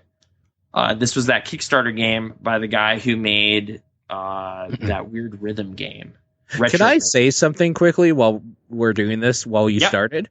Yeah. Is that for anybody that hasn't been to like a convention or something, if you go, don't waste your time picking up these pamphlets and stuff because they just take up space and you feel bad about throwing them out for some reason. But you they're do, just because they're kind of unique, but at the same time, it's just they're paper. Information. They're not unique because they literally had millions that they gave out. I know. Sometimes though, there's ones that I'm glad I got. Like I have the Super Meat Some are comic cool. book and the Mugenics comic book, so it's just like cool, man.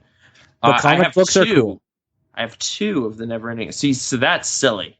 I should recycle at least one of these. There we go. But that's what I'm talking about is the actual like cardstock pieces of paper that just have a game's name on it and on the back what it's about and when you can buy it. Like, don't think of that as swag. That is advertisement. If you want actual swag, there is stuff there too. You can go ahead and pick that up. But like, I feel weirdly bad about throwing those little pieces of paper you're pulling out for some reason. This and one I don't know why. I stamped this myself. This is a Papers, Please passport. So. Okay, see, that is cool because the game is revolved around what you did with it. Yeah, so I like so that. That's fine. And that's it's actually a game I ended up liking quite a bit. So that's technically swag at that point. I think so. Because it has a memory behind it. When it's literally just an advertisement, that is not swag. That is an ad. So this one's just like a photo paper. It is a free game on iOS. It's Solar Warfare. So there you go. I guess if this QR code is high def enough for people to scan, there you go. It's a free video game. Boom, right there. Freeze frame that. All right. Freeze frame. That's it for the saddlebag for now. Are we going to move on to voicemails? People are kind of getting angsty, and I don't know what else to really talk about. Oh, wait, no. Angsty? One more thing. Yeah. I forgot to talk about it the week it happened, because that's how unremarkable it was. But I'm still going to share it with you. Yeah. Jack Ryan, Shadow Recruit. Ugh. Okay. Yeah, I saw that within his first week of release. I saw it on the Tuesday after, because it's a cheaper day to go see movies. And that's what I felt it deserved. What is your experience with Jack Ryan, like Tom Clancy film adaptations? Have you seen any of those? Wait, Jack Ryan specifically, or Tom Clancy film adaptations generally? I think they are basically the same thing, because how many Tom Clancy movies are there that don't have Jack Ryan? Okay, fair enough. I'm pretty sure, like Hunt for October, he's in there, Patriot Games, Clear and Present Danger, and Some of All Fears. Those are the preceding ones. And that's all Jack Ryan all the time. 2 of those. Some of All Fears and fuck. You just said it too. Patriot Games? Not Patriot Games. Hunt for October? Clear and Present Danger. Those are the 2 you saw? Yeah. Oh man. Those are the wrong 2. That's too bad. I know, they're bad. They're fucking boring. I have weird affinity for Clear and Present Danger, but that's just because I saw it when I was very impressionable still. I've seen it again since. It is kind of a boring movie, but one I still enjoy. But I like Harrison Ford a lot, and Henry Czerny says boom better than anybody. So watch that movie. You'll know the moment. It's awesome. This movie though is easily the worst of all of them. Okay. Maybe. It's like I haven't seen Sum of All Fears in like a decade, so it's like tied for last place with that movie. Like it probably goes Patriot Games, then Hunt for October, then Clear and Present Danger, and then those two. So yeah, Jack Ryan Shadow Recruit, Chris Pine is Jack Ryan in this one. I generally like Chris Pine. That said, I've never liked him outside of that first Star Trek movie, which is too bad. Like I didn't even dislike him in the second Star Trek movie. I just didn't like that movie. But he's doing a good job. It's just I saw that This Means War movie and it was terrible. It was just so bad. Reese Witherspoon, like McGee, it was like a romantic comedy with spies. Gross. Tom Hardy, it's really bad. This was not that bad. It was just the thing that was wrong with this movie is there was like no surprises ever. Like, okay, I was reading, like, I do this thing where after I see a movie I wasn't that into, I kind of start going through IMDb reviews to find my opinion. And I found someone basically wrote my opinion exactly. It was like the marketing for this movie, like all of it was like, don't trust anyone. Who do you trust? Like it was kind of like, ooh, espionage, secrets. And then he's like, spoilers past this point. Everyone everyone is exactly who they say they are in that movie. No one ever betrays anyone. The bad guy is very clearly the bad guy and tells you essentially he's the bad guy, like right away. The other like shadow, like I guess sleeper agents in America, the first thing you see them doing is like stabbing a guy. So it's just like, okay, well they're bad guys. And nothing changes ever. And it's like 2 hours. So you know who to trust right away. You know exactly who to trust. And like there's like a moment where it's just like, you know, you gotta decide if you trust me. And then it's just like, okay. And then he decides to trust Kevin Costner, and turns out Kevin Costner is totally on the level and it's fine. And that was okay, I guess, but it was just kind of like you basically expect something to be awry or like someone to not be who they say they are or some intrigue to happen. And it was just like, no, there are terrorists and they're going to do this thing. And then Jack Ryan stops them from doing it. And then the movie's over. And it just kind of leaves you with nothing to think about. Like you just walk out of that movie and you're just like, okay, like it's done. It's done. It's over. And it's the box is closed. There's no loose strings or anything. That sounds real shitty. Yeah. It's just, it was like reasonably well shot and like the actors were doing fine and all of that. But it's, at the end, it just leaves you with literally no reason to care about it ever again in your life. So it's just like, all right, well, I'll just throw that out, like empty that folder, and then it's just there. It's gone. So that's why I forgot. Like I saw that week and then forgot about it like immediately because it's just so underwhelming, which is too bad because I actually like have affinity for this character and this kind of world trotting, like CIA crazy stuff going on. But yeah, just nothing. Like just nothing at all. Kenneth Branagh directed it. He plays the bad guy, and he's fine. But again, like just no surprise. He's bad, and he's bad, and then he does bad things, and then Jack Ryan says no and stops him. And yeah, just dude, like whatever. Like it almost feels like not even worth getting into because that movie didn't do well. Like no one really cared. It opened in like third. It's already like done essentially, but.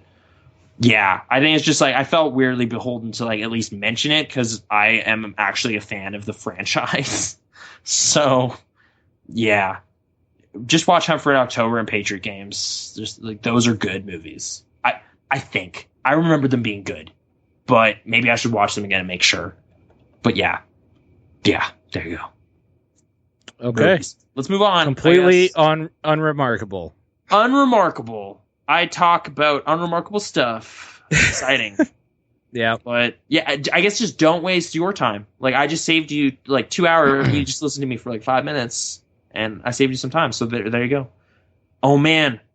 Rob Bapp saw I, Frankenstein. I'm very curious. Like I want to know about that movie because that looked like it. Like this movie didn't have train wreck appeal either. It was just flat, like just nothing. Whereas I, Frankenstein could be so bad, it's actually kind of extraordinary. It has potential to do that. Okay. Maybe. So I'm like, that's one Brittany and I basically agreed today. Cheap theaters? Yeah. So we'll go see that, but not pay big money for it, you know? It has Right, of course. obviously, but like $5, get some decent popcorn or something. They have cotton candy at that theater, so good evening guaranteed, regardless whether Aaron Eckhart brings it on screen. So, But you know he will. I mean, in one way. That's the thing, though. I thought The Core was kind of amazing, and that's an Okay. Aaron Eckhart movie that is critically maligned. So maybe like this might weirdly appeal to me in some way. Maybe. Suspect Zero, not great. I watched it. It's okay. You know, I loved Aaron it. I didn't love it. So You loved it. I didn't love Suspect Zero. You heard That's it. not You true. heard it here first. He loved it. Let's move on to Okay. voicemails. You ready? Sure. Yeah. Are you actually ready? What's Well, with I that kind of want to shirt? talk about like I watched that movie in the break room at Rogers. Okay. So, No, let's go ahead. Yeah, ahead. done. No, it's okay. Oh, that's it. That's my fascinating Okay. story. I would go down to the block a bit and get Vietnamese food, and then go back to work, and they had a little And room watch movies. couch, and yeah, I'd watch movies there. I watched Me, Myself, and Irene that way too, like split up Oh. in half-hour chunks over like a week. That reminded me of best what I way to did watch it. last week. All right. Sunday. I watched 21 and Over. Oh, And yeah. see that, first of all? No, I saw your assessment of it, and it just seems like Unremarkable Things, the podcast. That's what we talk about this week. So, Like, kind of. yeah. That movie is terrible. Like, it goes for the, like, coming of age, like, post, like, graduate school sort of thing that, like, an American Pie would try to do. But it doesn't have any of the charm that American Pie had, which was very little to begin with. Yeah. None of the characters are likable. You don't care about any of their situations, let alone the big twist about the one character who's passed out drunk when you find out he has a gun and was like, the cops came and he was kicked out of his dorm room. Oh, by the way, it's obvious he tried to kill himself. Why else would he have a gun? Dark. Yeah, it's obvious because he has like an overbearing shit. father and he was failing his classes. So why else would he like put two and two Gravity. together? There was Yeah. a gunshot in the dorm room. Yeah. He was taken away, and when like they find him later, he has already a file at the like health center on campus sort of thing. Like it's obvious that he tried to kill himself, and that's the big reveal or something. I don't honestly, it really doesn't matter because every character in that is just such a terrible archetype for everything I hated about school and different types of people that you would meet in college that I could not care less about any of their situations. I hope the one guy does become a deadbeat alcoholic and drinks himself into a coma. I hope the kid with the overbearing Asian father did kill himself, and I hope the other guy who was supposed to be their friend but doesn't really like them just turns out to be lonely for the rest of his life. I don't give a fuck. So Just that angry movie, at these characters and just staring at them angrily as the movie goes on.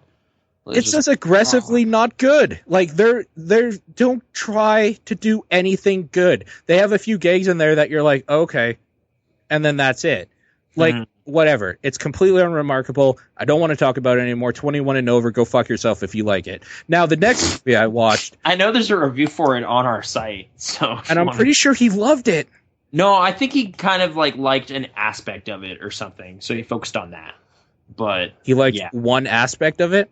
I don't remember. I remember it wasn't super vitriolic negative like you just did. I think it was kind of like, it's all right, like that kind of appraisal. But you're saying no, it's terrible. Okay, the second movie I watched after that was World War Z, and that How- movie is not as bad as I had been led to believe it would be. Okay. Honestly, it's really not that bad because there are enough different parts in that movie that it feels like every zombie movie I've ever watched in a way put together in one solidly made piece of cinema, which is, if you're tired of zombie movies, then of course, whatever, who gives a shit? But if you're kind of on the fence or whatever, it's still okay. Brad Pitt does his thing. He's a decent actor, so he can carry a movie, and he does, because he's like the only character in most of it that it follows.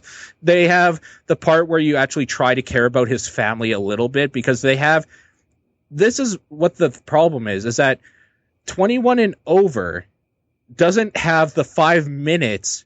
That's right, 5 minutes that World War Z has to establish who this character is, what he's like with his family, what his family likes life, and why you should care about them. Because it's obvious there is like a weird, like in that 5 minutes, you're able to tell that they all love each other and they want to get through this sort of thing. And he has a history of being able to survive, blah, blah, blah. That's where 21 and over lacks, is that it doesn't have the 5 minutes to give you a sense of why you should give a shit about anybody.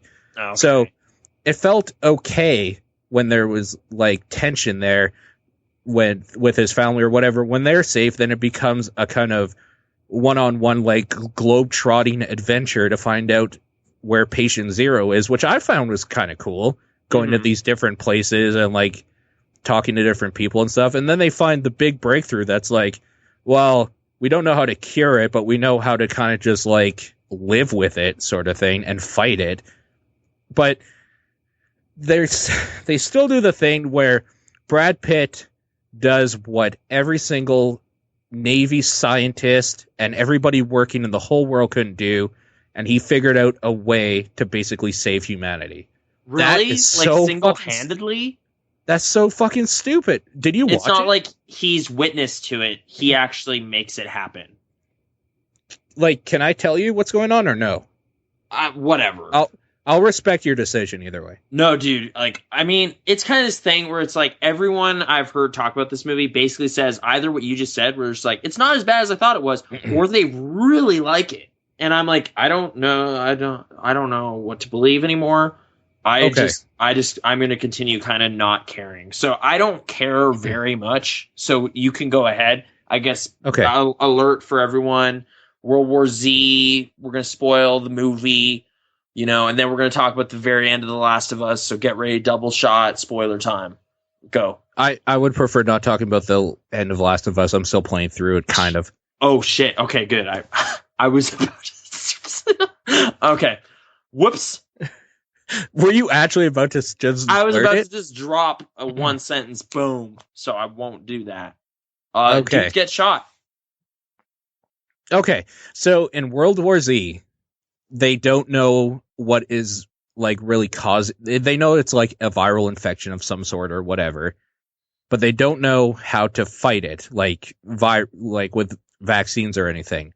But what Brad Pitt notices alone is that these monsters or zombies will not actually attack. They completely ignore, aka don't see, quote unquote, the people that already have deathly illnesses, because it's like this whole instinctual thing that like predators will not prey on weak and diseased creatures because they are just useless, sort of thing. So these zombies will not attack or like even look at people that they can sense that they have like a deadly fatal disease, sort of thing. So the plan is, we're going to give everybody in the world a fatal disease that is curable so they can go in, not be detected by zombies, and reclaim cities and stuff.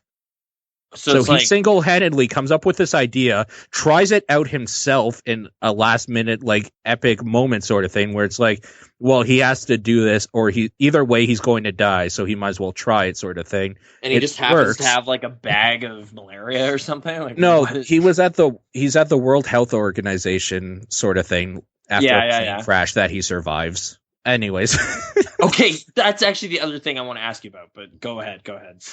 So he's there.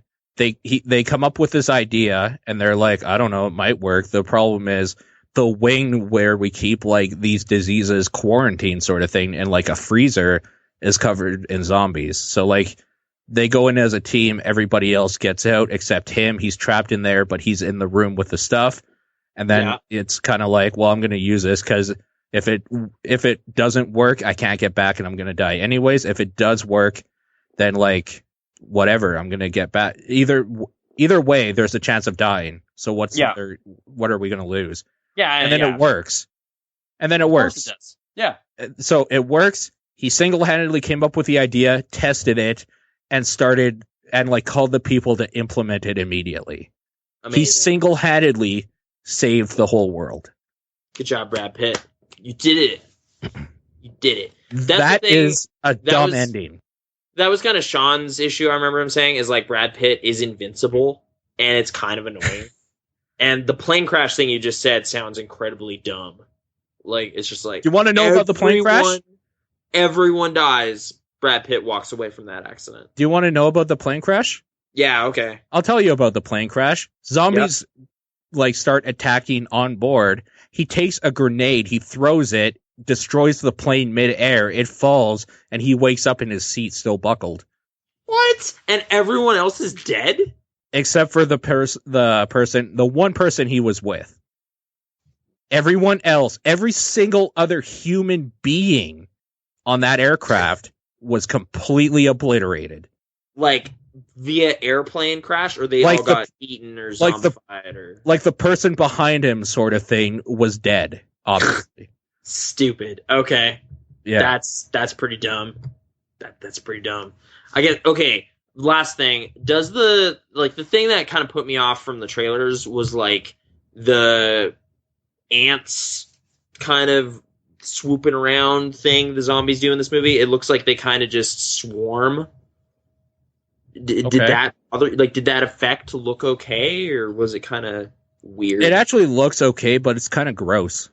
Okay, it's just like, ugh, get away. Zombies are clamoring all around. Well, anything that swarms is gross. When you have multiples of anything and they're moving in succession towards a common goal, it's disgusting. It's kind of freaky and weird. But, yeah. I mean, it makes sense. They're all trying to get through this wall or whatever. Yeah. So, like, they're all clawing at it. And, of course, some of them are, like, on top of each other because the other ones got knocked down. And they just kind of built, like, a natural wall. Like okay. It was a heap. It wasn't like they were using each other as a ladder or anything. They weren't coordinating. They were just kind of all piling so heavily that they would heap over stuff. Okay. Yeah. Worth the time, I guess? Is it? All right. I've been very indifferent about a lot of stuff this past year where it's just like, I don't care. I just don't care. Like, you can continue to be that way. Huh? You can continue to be that way with this movie. But you know what? If you ever do watch it on Netflix, I don't think you'll waste your time doing it. Okay. I hope it shows up there then one time. I'll just go, sure, whatever. I'll click on that and eat this pizza. Probably is what will happen. And I'll be like, I do like the globetrotting thing a lot, though, where it's like, oh, okay, well, we're going to go to Korea because that's like where some early reports of it happened. And then they're just like, no, I don't know anything about this, blah, blah, blah. But those Israelis, they're totally fine. They built a wall a week before it happened. And then he's just like, oh shit, they knew something was going on. Let's go to Israel now. Like, I like that part of it. Okay. And that accounts for the middle of the movie. After that, it's like, whatever. All right. I was going to kind of ask about the book or something, but I don't think either of us read it, so it doesn't really matter. I read most of it, actually. Okay. It's like diary entries from all around the world. Is that kind of how they tie them in? Nope. In this movie? No, it follows one dude who does everything. No, I know, but it's like maybe the point of inspiration to go to all these places. Maybe. Because I've heard it's like extremely loosely adapted. Like Max Brooks kind of distanced himself from the movie a little bit. Was like, this is its own thing. I don't know what they did really, so it could be fine. I don't know. Like he just kind of did not have a big creative hand in this. So because I'll tell you, I could see why he did it. Watching the movie is because from what I have read that Max Brooks has done, he likes to do the zombie fiction in a way that it's actually either happening or already happened, and it's kind of like a real life adaptation of like somebody's journal entries for World War Z specifically, or like how to fight these monsters in Zombie Survival Handbook or whatever. Like he likes to take it as a real life thing, an informative, like documentarian look at it. Whereas World War Z, the movie, is literally like Brad Pitt saves the world, zombies. Like, yeah, It looked Yeah, kind of more so- like I Am Legend kind of mentality or something. but not thought out like I Am Legend is at all. okay. Like with character stuff at all. Okay. So significantly stupider than that movie. And I wasn't blown away by that either. But Sure. okay. Yeah. All right, movies. Those are some movies that we watched. It sounds like one of them was okay, and then two of them were either terrible or just a waste of time. Just not. I wouldn't say World War Z is terrible. Maybe a No. waste of I'm time. saying 21 and Over and Jack Ryan were like the forget about those. Oh, World okay. War Z is like okay, it's all right. Sounds like kind Sure. of the summation. It's like you could do worse. It's a movie. So cool. Voicemails, Emails? emails, maybe. People don't really email us much though, do they? Did they this week about that thing I No. asked them last week? Or okay, Honestly, no. Actually, I was gonna say I haven't checked, but that's a lie because I have two of the main site emails going to my Outlook, so I would get them as they come in. mm-hmm. So yeah, nobody has emailed us. That is okay though, because people have sent in with the voicemails. We are sticking with the 3 maximum per person. Okay, And they're all a minute and under, so that's a good length. Maybe we Okay. should specify that so people don't try sending like 3-4 minute things. like yeah, either. it's like all right. Well, I can't do 9, so I'll do 1 9-minute one. There you go. And you're just like, nah, that's not what we meant. So, Right. Yeah. But okay. Are you ready? I'm ready. I'm Ready for excited. the Even movies. Yeah. Okay. it's Let's time answer. for the dubbed Marshmallow Minute I just with saw Mr. that. Marshmallow. So, yeah. There you Yeah, go. with Mr. Marshmallow. Here we go. Hey Paul, hey Nate. As you may know, Monster Hunter 4 Ultimate was announced and will be here early 2015. Oh my god, I am so hyped! To clarify, this is not the version Japan has right now, but a newer, better game. I can't wait to fight the returning monsters from the games before Try. Monster Hunter 4 added the ability to fight monsters after they die. Zombies, motherfucker! Try fucking with Tigrex now that he's one of the undead. Newbies are gonna get fucked. It also added 2 new weapons, the Charge Axe and the Insect Staff. If you were wondering what those are, let me tell you. The Charge Axe is a weapon that transforms from a sword and shield to a fucking massive exploding axe of pain and doom. This axe makes Cloud's Buster Sword seem reasonable. The Insect Staff is the most badass staff you'll ever see. Picture Keelik's staff, but not annoying because only you can wield it. My question is, will either of you be watching Last Second Heroes Monster Hunter videos? They'll be guest starring yours truly. I'll see you at the stream. Peace out, bitches. Whoa. Okay. Whoa. Passionate. First of all, Yep. I have to cut out that peace out bitches for our soundboard. That has to happen. All right. Because Not then when we're zombies, talking, motherfuckers. You're not gonna. I don't know. See, that was okay. I think Yeah. the funniest part is newbies are gonna get fucked. And it's like, great. I am a newbie to Monster Hunter. I guess I'll just stay away from this one too. But it sounds fine, I guess. That's a Nintendo exclusive at this point, right? I don't Is know it? why I think so. I'm sorry. I don't know why I found that so funny. It's just because he's so excited, and I love it. I love it when people are passionate about something and they're talking about it, because then you get great stuff about like zombies. Let's see them take on this or whatever. Newbies are gonna get fucked, and you're just like, yeah, they This probably axe is gonna are. explode. Oh shit! I am a newbie. I am going to get fucked by a zombie tyrannosaur. I don't know the monster names. I apologize for my ignorance.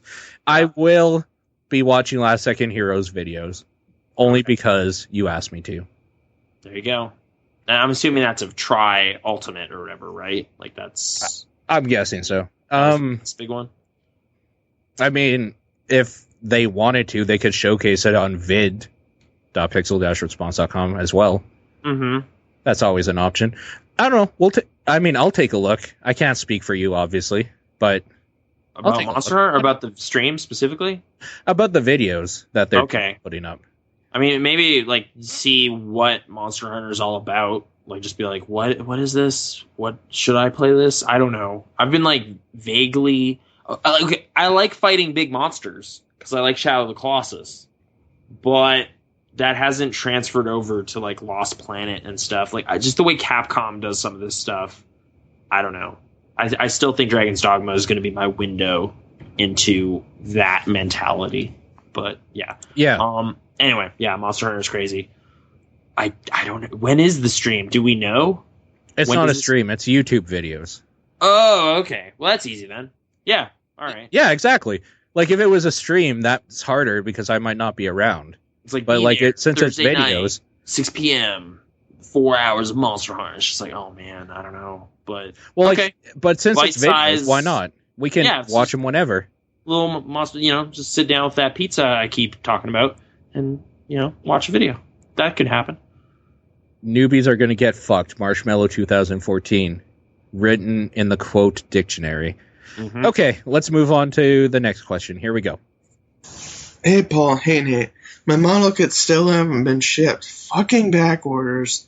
In other Gundam news, I like the newest Build Fighters episode. I finally found out why Seiya's dad is never around. Spoiler alert, he's not dead.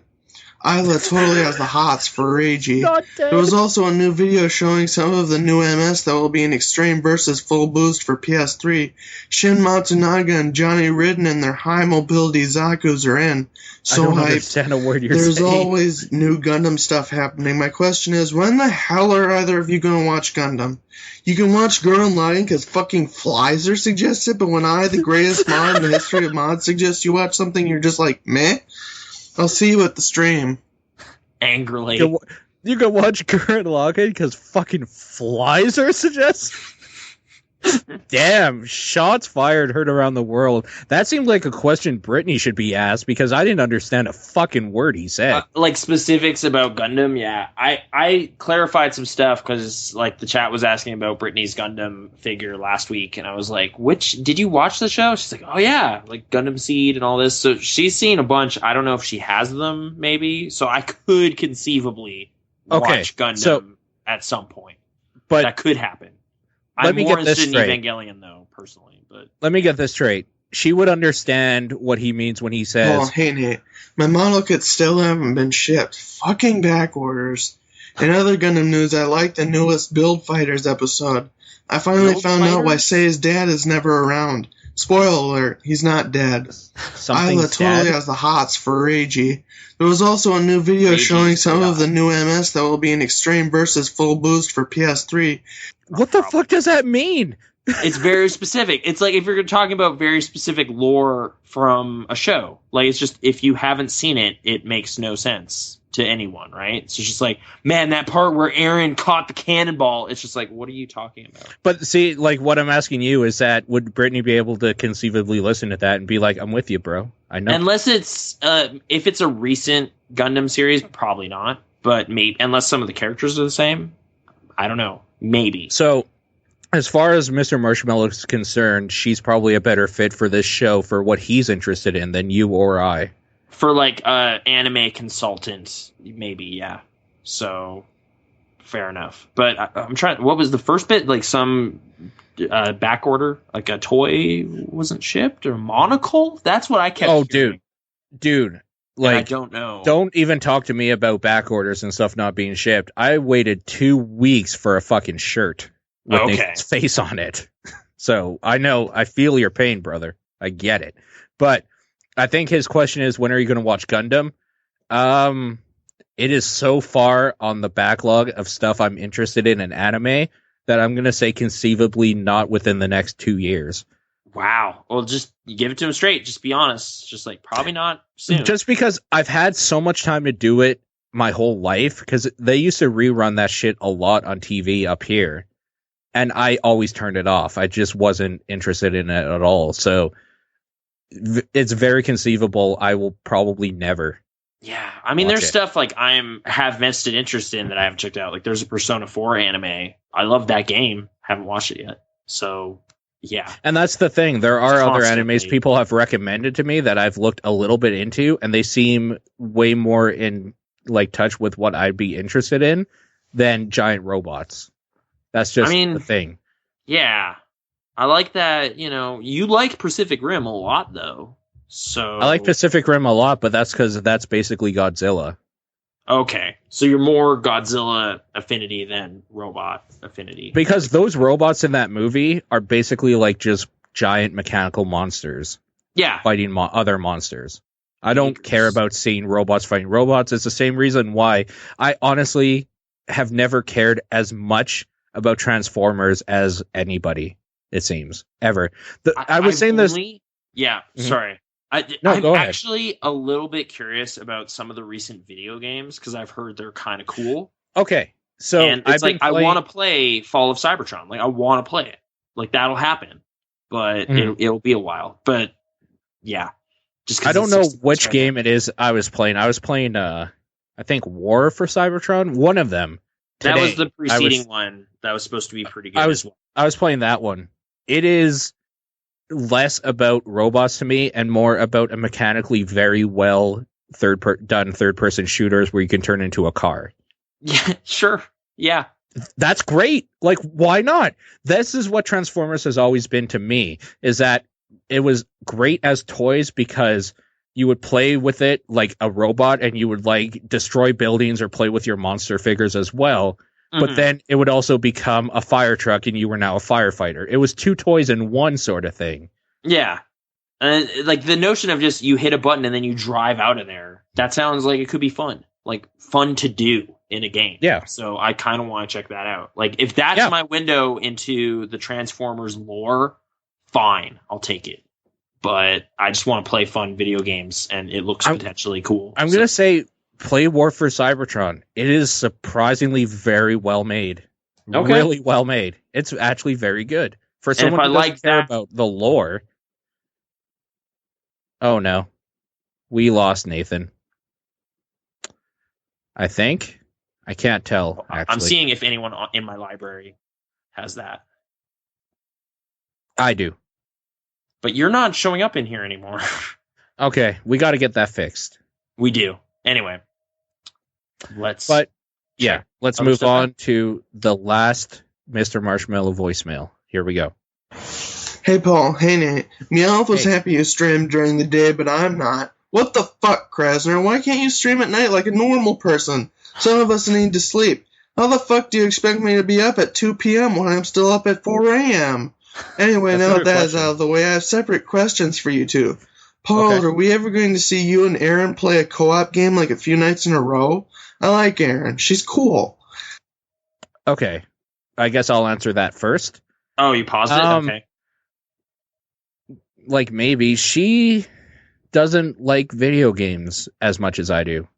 Okay. So, and she doesn't like the idea of playing them with people watching because then she feels like she's on the spot. Like additional stress. That is that's a thing at like floor show, like trade shows and stuff too. People are like nervous to play demos because they feel like they're doing a bad job. But see, I've learned from doing stuff like this. I no longer fucking care. I'll just grab that controller and play and fail and then throw it down. Like, I'm fine. Because that's its own thing. Like, who cares? Yeah, gotcha. Right. But I mean, conceivably, yes. I know her and I were going to do Kirby's Epic Yarn together on a stream one day. So that would probably happen. Mm-hmm. But yeah, I mean, that's my answer there. The next part's for you. Yeah. As for you, Krasner, what's the word on the top-down perspective pizza eating contest? I'll see you at the stream. I like specifically the next Saturn stream we did. I brought it up as like I don't feel well today for a pizza eating contest because I kind of didn't, and they were just like, "Oh no, yeah, don't worry about that."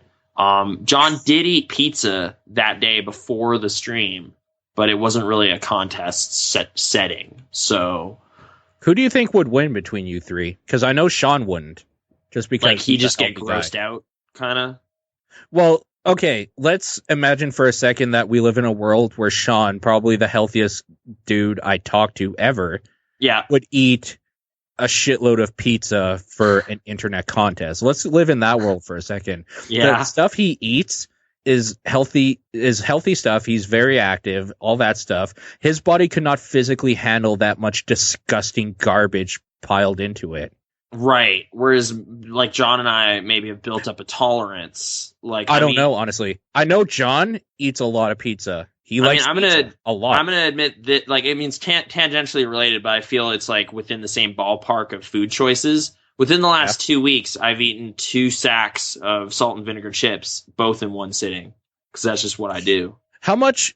Say we order 2 pizzas, you and I. Yeah. How much of your pizza do you eat? All of it. Yeah, okay. So we're on the same page. And like maybe a little bit of the other one if there's any left. If you're still hungry. Like, sometimes. Like, it depends. Like, it's not it's not a problem. Like, every time I bake a pizza, like, it's like, this is a meal. And then I eat the whole pizza. Okay. I'm glad you brought this up because I ate one of these baked pizzas today. We have plates here that are as big as the pizzas you put in the oven and heat up yourself. Mm-hmm. So I will bake a pizza, put it on that plate, and I won't even cut it. I'll just eat from the crust in and then back out. Like, that sounds like challenging just from like holding it. I always cut it because we have a pizza cutter and it's really easy to do that. But no, that pizza's just mine though. Like, I'm not cutting it to share it. No, it's not share. It's just to manage it easier. So, right. Yeah. And I know for a fact John can do the same because he, like, every time we have got together or whatever and went for supper, it's been for pizza basically. Like, he likes pizza a lot. I like pizza's great. I really like pizza. I get sick of it though. I really do sometimes. So yeah, there can be too many times. Like, it is a very like easy to go back to pizza a lot. We do a lot. I was doing the recycling this week. Tons of pizza boxes. Like, it's just like, wow. Oh, pizza boxes are the worst. Oh, I can't remember where it is. I think it's Pizza Hut.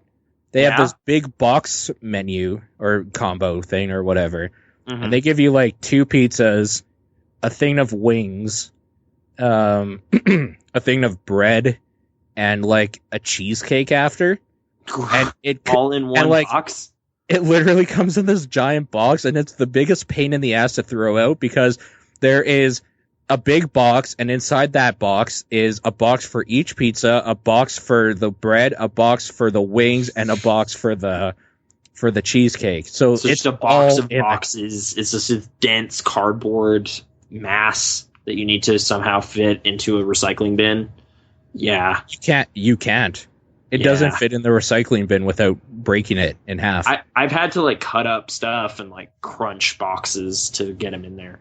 Yep. Pain in the ass. I think I would fare okay in a pizza contest, like if I'm in the right headspace or whatever. But yeah, as to when it will happen, like honestly, right now is that thing where Sean is not in the same country as us, so that's a factor. I guess we could like ask him, it's like, hey, do you want to opt out of the pizza contest? And then John and I could invite you to be part of our pizza contest. I don't want to be a part of your disgusting, greasy pizza contest. You don't? Okay. Not really.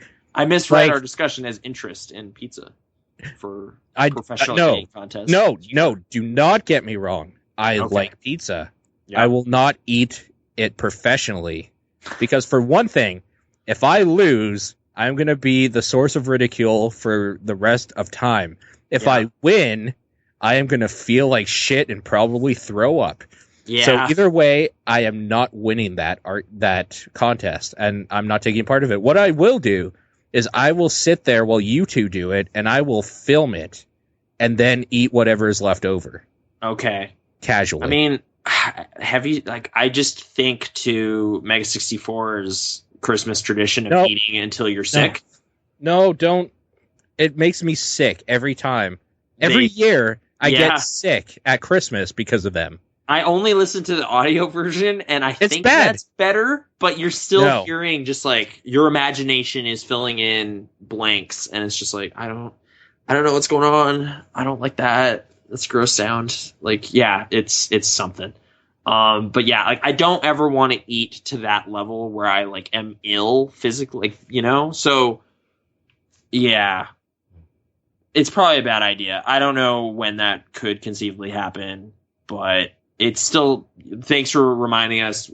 It's on our minds, I guess. We'll keep thinking over that as a potential special thing to do one day. Okay. And wasn't there a first part of that though? Like I was getting chewed out for something. Oh, streaming in the middle of the day. It's just kind of when it works out, you know, but On the days you're off, obviously. Yeah. Yeah. But yeah, I guess I might do the thing where it's just like, all right, I'm going to turn this on, and I am like 5 hours into Darksiders, and I'll play a little bit of it here online, and then resume playing it offline, and hopefully that's fine. But yeah. Yeah. I'm self-conscious about it. I don't know what the etiquette is for how much you're supposed to chronicle of your playthrough. But, yeah. Gotcha. Yeah. Anyway, next question. Here we go. Hey guys, me again. Just hoping you had a good week and all that stuff. Question I do have going on about horror games again is, have you played The Suffering? And the reason I ask that is because it does psychological horror really well to me, even though it's a pretty action-heavy game. But if you haven't played it, you should definitely try it out, considering I think it's technically freeware now, since the U.S. Air Force released it as that. Why the U.S. Air Force, I'll never know. But also, what are some games that you just enjoy playing over and over again, even years after they've come out? First part of the question, I played a little bit of The Suffering, but I know you're an aficionado. So go ahead. That's not true. But I think it was Tavis, a guy I worked with, was really into that game and prompted me to kind of start looking for it. I have a copy now on Xbox, which I think is supposed to be a good version. But is he suggesting the PC version is available for free? Yeah, I guess.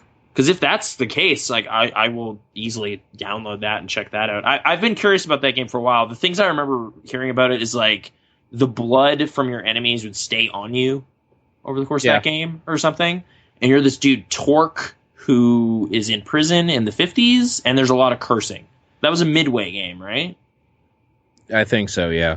Yeah. Like, I've been curious enough about it to pick it up. I have yet to crack into it, but I'm intrigued, certainly. And okay. I don't mind action mechanics as long as they're good, which I guess brings me to my second answer. Resident Evil 4? That's a good game. I go back to that game. Okay. I've done that a couple times, and the Ultimate HD version comes out in like a month, so that's cool. That's cool. Yep. I'm trying to like Wario's Woods, Thomas Classic, Super Mario 3D World. No, sorry, that just came out. Super Mario. Mine is Mass Effect 2. That's like 3 years ago, but yeah. 2009? 10. No, it was early 2010. Was it 10? Yeah. Was it? Okay. Or something. It was really early in here, but yeah. Let me put it this way. When it came out, I beat it normally. Mm-hmm. And like I got it on PC, beat it normally, then beat it on Hardcore and Insanity, then bought it again on Xbox, beat it all 3 times the same way, unlocked everything, then played through it again on Hardcore probably last year, and I'm now playing through it again. Mm-hmm. So, like, yeah, that game's got me pretty good. I guess I'll also say Metal Gears 2 and 3 are games I go back to sometimes. So I don't go back to Metal Gear, and the reason for that is because I don't feel justified in spending less than the entire game. Like, I know, I always play it through when I play it, but sure. I mean, really, Resident it's Evil. just that HD collection lured me back, and I was like more than game to go through both of them again. So I did that. Resident Evil Director's Cut. Okay. I revisit periodically. Resident Evil 2 as well. I mean, there's ones I've been meaning to, but that they haven't happened probably says a lot. So, like, the ones that are coming to mind is some of the Metroid games. I've been kind of thinking about playing Metroid Prime again, but I haven't done that. Mm-hmm. I think those are it for me. If I can't readily think about any others, I obviously don't play them enough for them to count. So, yeah, I mean, some of the old Mario games and stuff like that's a thing. Like we have our NES hooked up right now. Actually, yeah. I have those on, like Super Mario 2 specifically. Okay. I have that on my DS, so I'll break that open on the bus or at work or whatever periodically.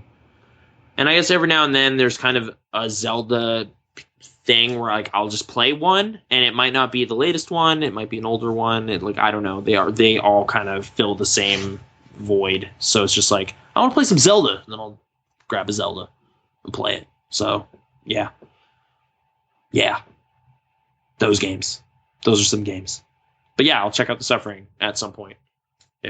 And I don't know why the Air Force would have acquired the rights to it. That sounds weird, but they've published games before. So let me just see here. Anyway, is there another query? There is. By the way, he didn't say it at the beginning. That is Onimetsu. Okay. The chat. Okay. And he sent in another one. So let's go ahead and listen to that right about now. All right, guys. One last question. It's going to be on Deadly Premonition. Paul, I'm not sure how much this pertains to you because I'm not really 100% sure on your stance when it comes to the game. Okay. But I do remember Nathan saying that he really enjoyed it. But anyway, at what point during Deadly Premonition did you sit down and think, okay, I'm really digging this. I'm going to see it through the end. And what did you think of the story as a whole? Do you want to answer first, or should I put my two cents I guess you in? can share your exposure to the game. First off, Right from the beginning, the fact that it feels like Twin Peaks, the video game, I loved it. mm-hmm. But there is enough mechanically wrong with it that I didn't finish it, so I put it down pretty quick. Probably driving sections specifically. I actually really like the driving sections because he'd talk about the most strange movies, and I was just like always hoping that would happen when I started. But going mechanically, on it's just kind of terrible.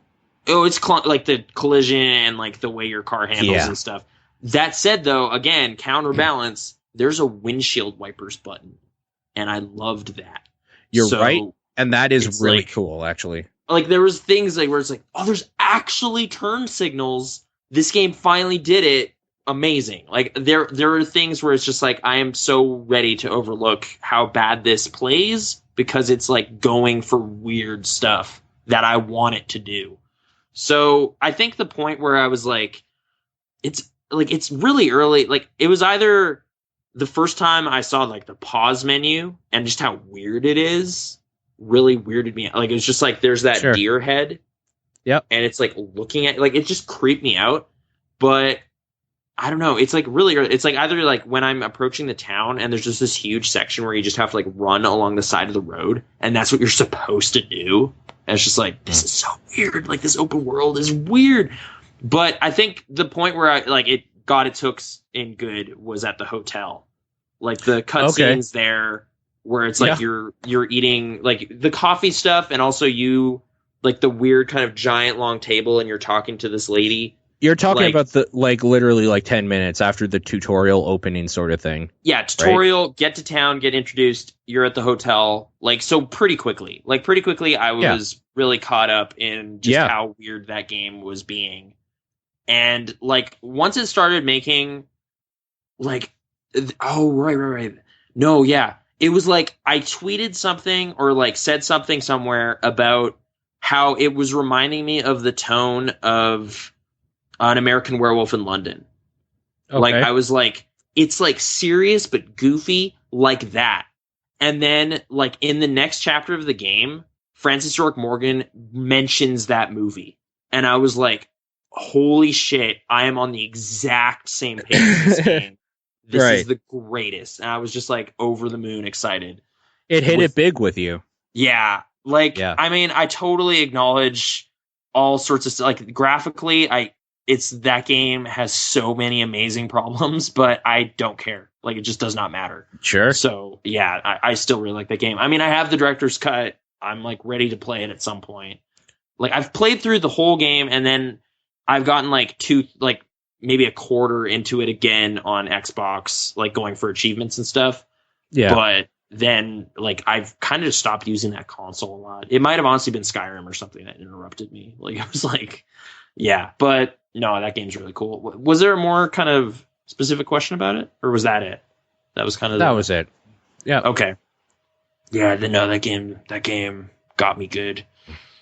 I would love to play that for Game Dudes. By the way, like we should play it and you commentate or something. We can definitely do that. That or game, switch off even. I'm okay with that too. Yeah, I mean, yeah, that game has been appreciated a lot. Like a lot of people really like that was a cult hit in a way. People Big name people have really appreciated it too, like in the industry. So I know it's not hurting for it's not at exposure. all.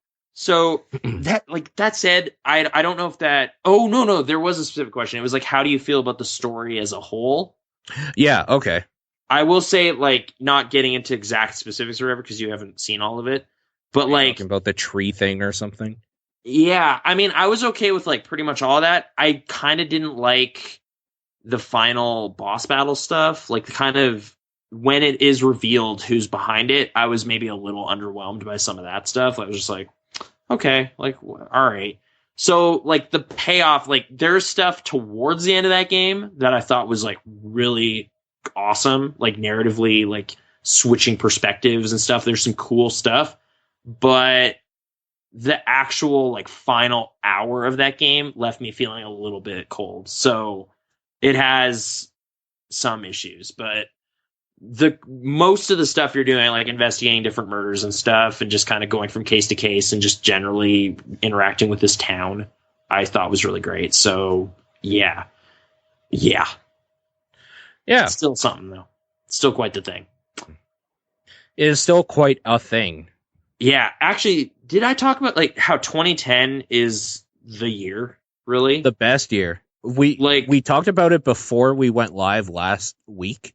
Okay. A little bit, but Like, we didn't get specific. Like, I think it's like, maybe it's a bit, I don't even think it's hyperbolic. Like, the same way people from our generation were like, dude, 1998, that was crazy. Like, all these huge games. It's like 2010. Was it 98? 98 was like, I thought Half-Life, 97 StarCraft. is when a lot of people were freaking out about stuff too. It's 98. It's Okay. The one. I'm like, it's Half-Life, Metal Gear, StarCraft. I think Okay. the first Diablo or something. There's like a bunch of stuff that had legs and people still look back to as like, oh man, that was a game. Ocarina came out that year. Okay. Like it's like got some heavy hitters, but 2010 for me was like that was this generation's best year easily. Like just Sure. beginning to end, like just January to December, like just like stuff all the time of just like, man, this is crazy. Like this is a really good game. And like kind of didn't realize it at the time, like this was how the embarrassment of riches you were in, but it was kind of awesome. So yeah, like I mean, honestly, that was stoked up by like I was playing Darksiders this week, and it's just like this was a really great game, but it was also one of so many great games. It didn't make my top 10 list because it was so full of great games. But I still really like it. I'll tell you what. Yeah, we should visit this a little bit more in depth. But why don't we do it after we're done voicemails and do the like where people can follow us thing as we're leaving? Oh yeah. Okay, sorry to just keep going. No, it's fine because I do want to talk about this a little bit more, but I think we should get through voicemail sort of thing. We'll do you can reach us at blah blah blah whatnot, and then maybe I have a list here of some of the games I loved from 2010. Okay. Up. So maybe we'll take a look at some of the stuff that came out and just be like, that was really good. That was really good. We'll reminisce a little bit. We'll end on a good note for once in our pathetic podcast lives. Yeah, it's not just like, the movie sucked. Anyway, see you next week, high notes. Let's go. Okay. Here we start with Meowth Hour. Let's go. Hi, Paul. Hi, Old McDude Ranch. And by the way, the Old McDude Ranch was kind of a combination of Nathan's name on Risk of Rain, combined with Old MacDonald from Old MacDonald Had a Farm. E-I-E-I-O. But anyways, my question is, it's been very cold down here, and somehow I managed to catch a disease. So when you get sick, how do you treat your sickness? Because my sickness is kind of a common cold. Okay, wait. It's kind of a common cold, or it is a common cold? Because when you say you've contracted a disease, the mind does not go to a cold right away, because people usually say, I caught a cold. Right. So it's like, I got disease, an uncommon cold. Like, oh shit, I have HIV. Or something, or it's just like, really serious. I contracted malaria. It's really bad. Yeah. Or it's like, malaria the in flu, cold weather. The flu is like the lowest. Pneumonia, like that kind of stuff. Like those Sure. are serious diseases. But colds, And then you get up to like cancer and stuff, and then it gets really depressing. But it does. But the zombies won't eat you if you have that. So it's right, kind of a Brad give or Pitt take, you know? has saved us all. We are never getting vaccinations again. Yeah. Kind of a weird message in that movie when you think about it, but yeah. I just have Kleenex on hand a lot. Typically, I drink tea more. And we've like I was doing a lot of cough syrup and stuff. Specifically, we were getting the codeine stuff. That shit's bad for you. It made me like feel like, oh, I'm nice and warm, and cozy, and sleeping and stuff. But then yeah, the next morning I feel all like gross. Like just like, Yeah. whoa, my stomach's It's bad. weird. Why is my stomach so weird? It's like, well, you were ingesting all this weird stuff, and you're just like, oh, okay. The side effects do say that, so whoops. I'll So tell you yeah, what you do. don't do that. I guess that is the lesson. Don't have that cough syrup. I don't know. Like I'll tell you- neocitrin. I love neocitrin. I'll tell you what you What's do. that? Yeah, okay. Neocitrin, for sure. Yep. If you have a cold, especially with sinus problems, you put some socks into some warm water. You soak them, then you put them on when you go to bed What? to help blood flow. It Oh, keeps your okay. it keeps your blood flowing because your feet will get cold over the night. So when you're in sleep mode, your blood is still flowing throughout your body to help you heal faster. But won't your bed get all damp? Like that sounds terrible. Not too bad. You could hold them over the edge, I guess. Like move down a little bit so your feet are over the edge, and then the rest of you's covered. Would a hot water bottle do the same thing? Because like it gets cold, It might. or is it easy to kick it away and then it won't impact your feet at all? I don't know. It might work. You could try Okay. that. Okay, Um, I've never heard of in that. That's interesting. in all honesty, a Yeah? shot of whiskey in the morning helps clear off out a lot. Only Really? one shot, though. You Only joking? one. Okay. I'm not joking. Okay. That is kind of treating the symptom, not the problem. Like it though. just burns away the mucus. You can't even. It won't Kind even of. bother. It's just like, oh, it Yeah. all melted. Okay. And more importantly, it'll get you going. Like that will get you going in the Yeah. morning. Okay. Hot toddies, which are usually like a bunch of really tasty shit like cider and shit like that mixed with rum and stuff like that, does the same thing, and they're Mhm. delicious. So Again, there's if that. you're not of legal drinking age in your area, though, don't illegally do these as cures. It's not. If you want to go over the counter, do some Yeah. NyQuil, get all warm and toasty if you don't have to go out to work or school. yeah, And just watch movies and fall asleep on the couch while intoxicated on nice things that make you sleep better. it's kind of nice every now and then when you have like a mild sick day. Where you're just like, I shouldn't go anywhere because I'm going to make other people sick, but I'm still well enough to watch all of these John Carpenter movies, and then you have a good time. So yeah, it's good. Yeah. H1N1, actually a disease. That was the thing. So And you had it. I did. That's what I did that week. It was kind of fun, sorta. A little bit. Anyway. Okay.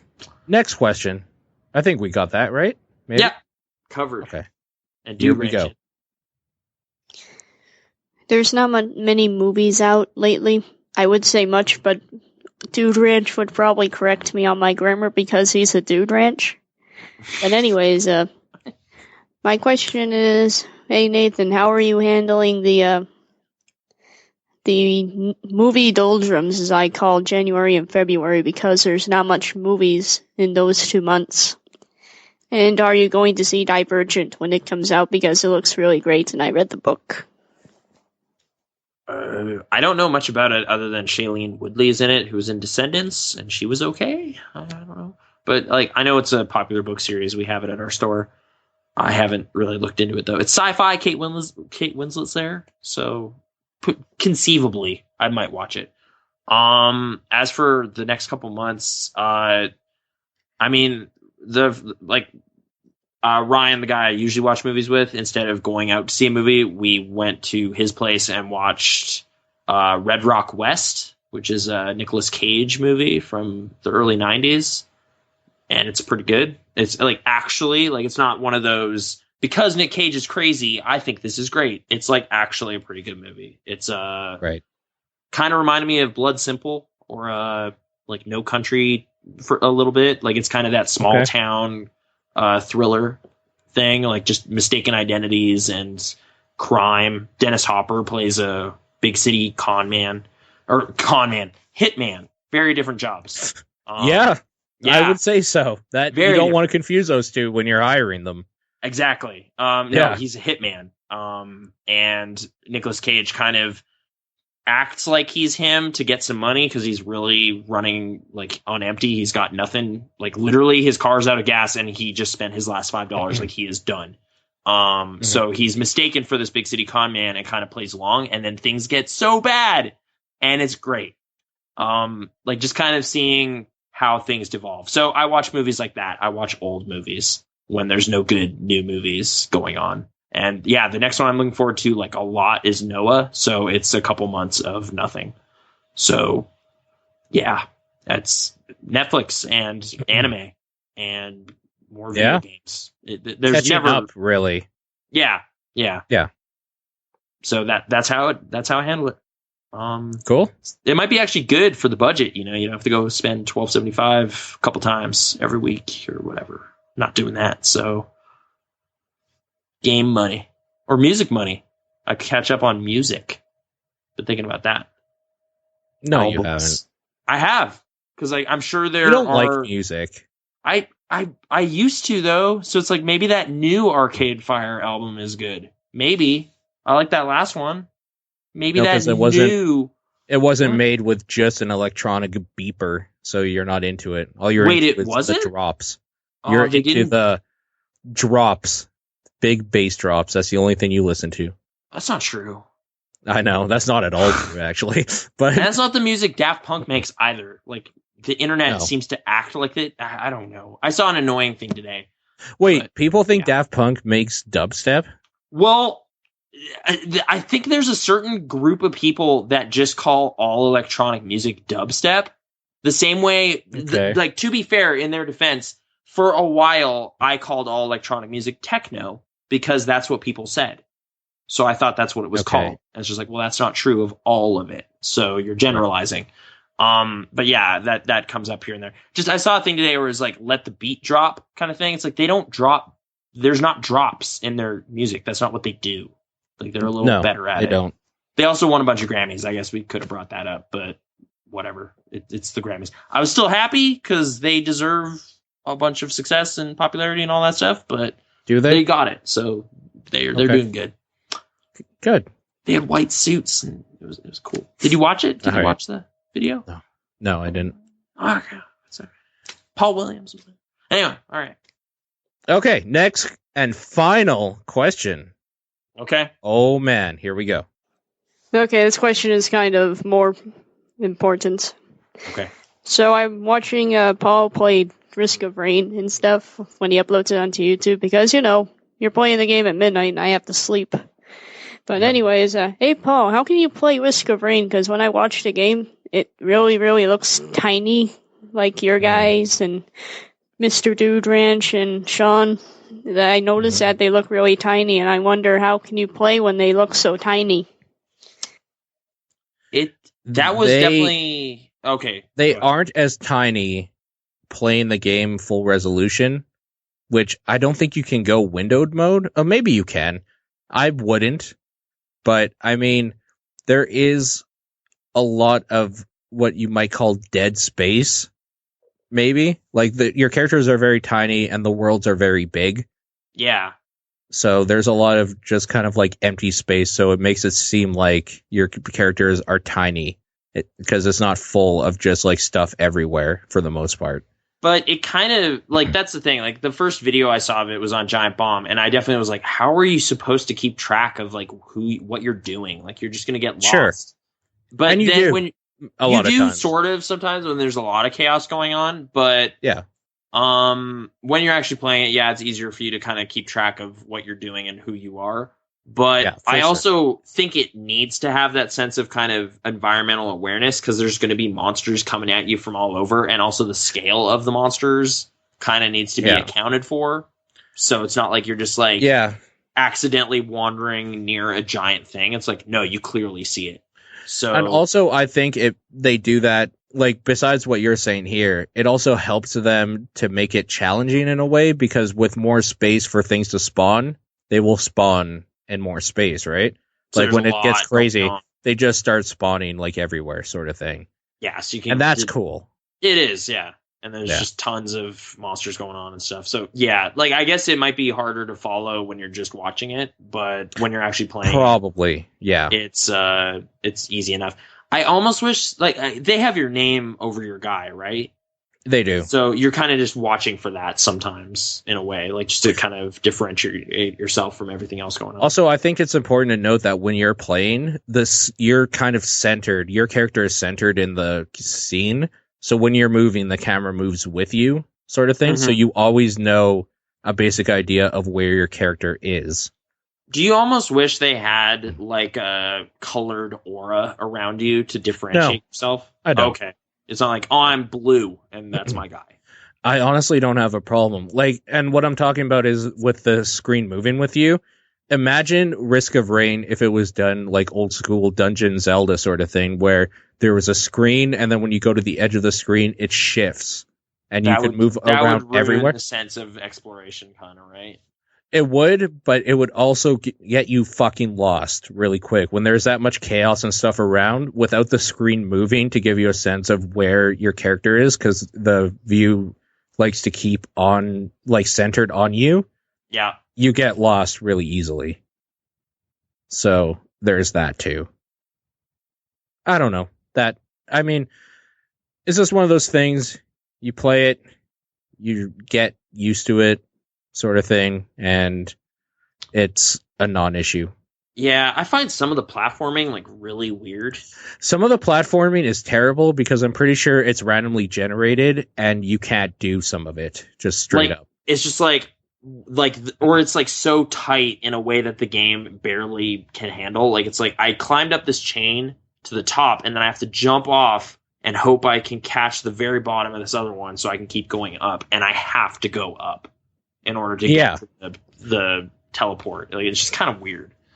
There's some parts where it's just like, this barely works. Like, this is hard to navigate.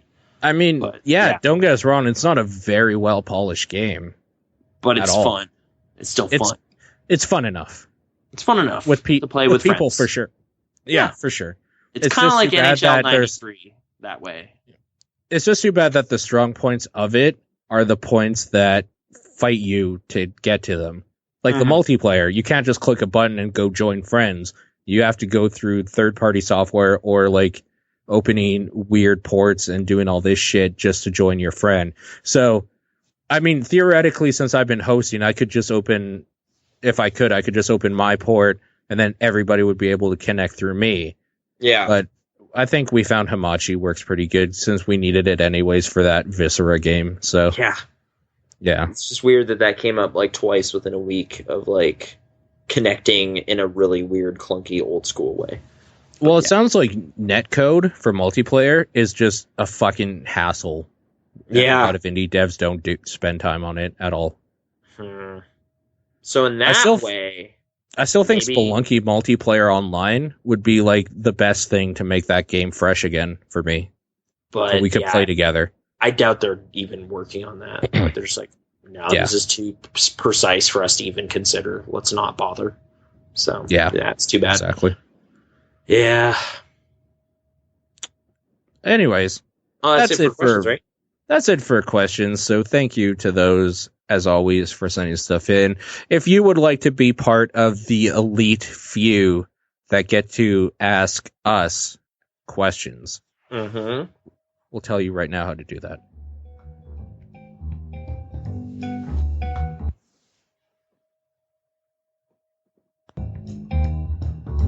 Got a question or comment for the show? You can email us at podcast@pixelresponse.com or leave a voicemail using the voicemail feature on the right side of the main page.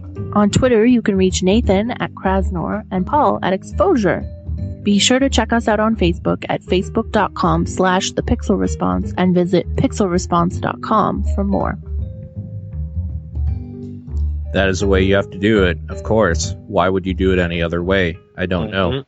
Doing it any other way will not net you the result where you can hear yourself saying things like... Hey, Paul. Hey, Nate. As you may know, Monster Hunter 4 Ultimate... Sorry. I thought you already cut out the bit. Like the clip. I can't while we're doing this because I need to hear where it starts and ends, so I don't have...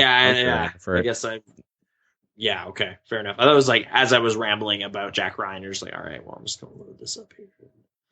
That would be awesome. Yeah, okay. Okay. 2010. Yeah. I have a list here of 2000. Anybody can look this up. It's Wikipedia. And I mean, if you type in Google games released in 2010 or whatever, just go to the page. It's 2010 in video gaming. And it has a list of titles that came out on what dates they came out of the years and blah, blah, blah. This is what I actually use to reference back for our game of the year, like things we do. Yeah. Is that I'll go through the list and I will write down every single one that I have played and then I'll cut it down from that list. But we're going to start at the very top. The first release, Bayonetta and Darksiders. January 5th, 2010. Both games, completely amazing. Yeah, those were like top 10 charting games for like a lot of people. And I played both of them to completion and they were pretty great. And I would play them today. Like they're very good. So already let's move a few weeks down. Mass Effect 2, probably one of my favorite games, period. Yeah, January 26th, a couple weeks later. I'm going to bounce back a little bit and acknowledge that I played Dark Void and thought it was okay, but who cares? Okay. Let's just move. Let's just move on. Yeah. Yeah. I mean, yeah, kind of.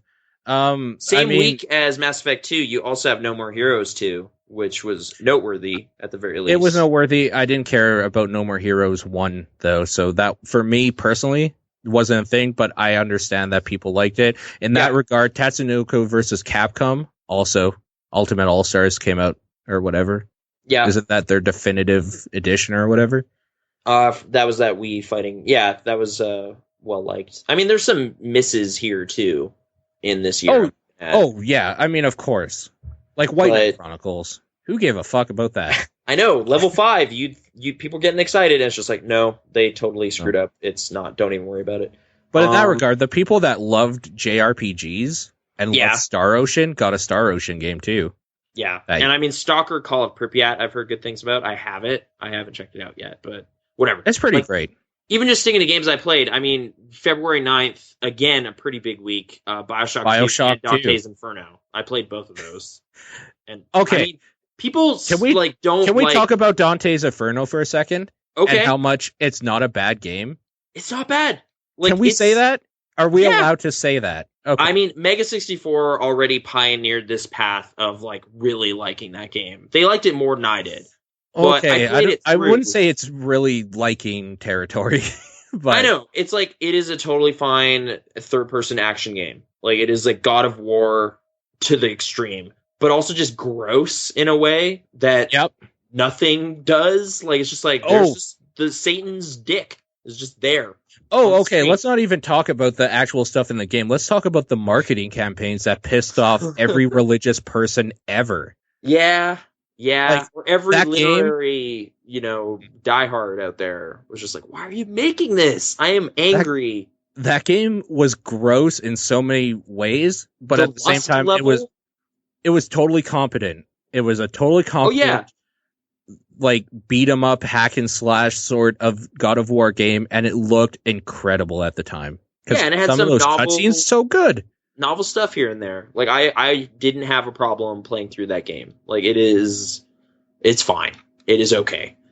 Tropico 3 people really like, but, Ace Attorney, Miles Edgeworth, I played a lot of that. Deadly Premonition. February 17th. Yeah.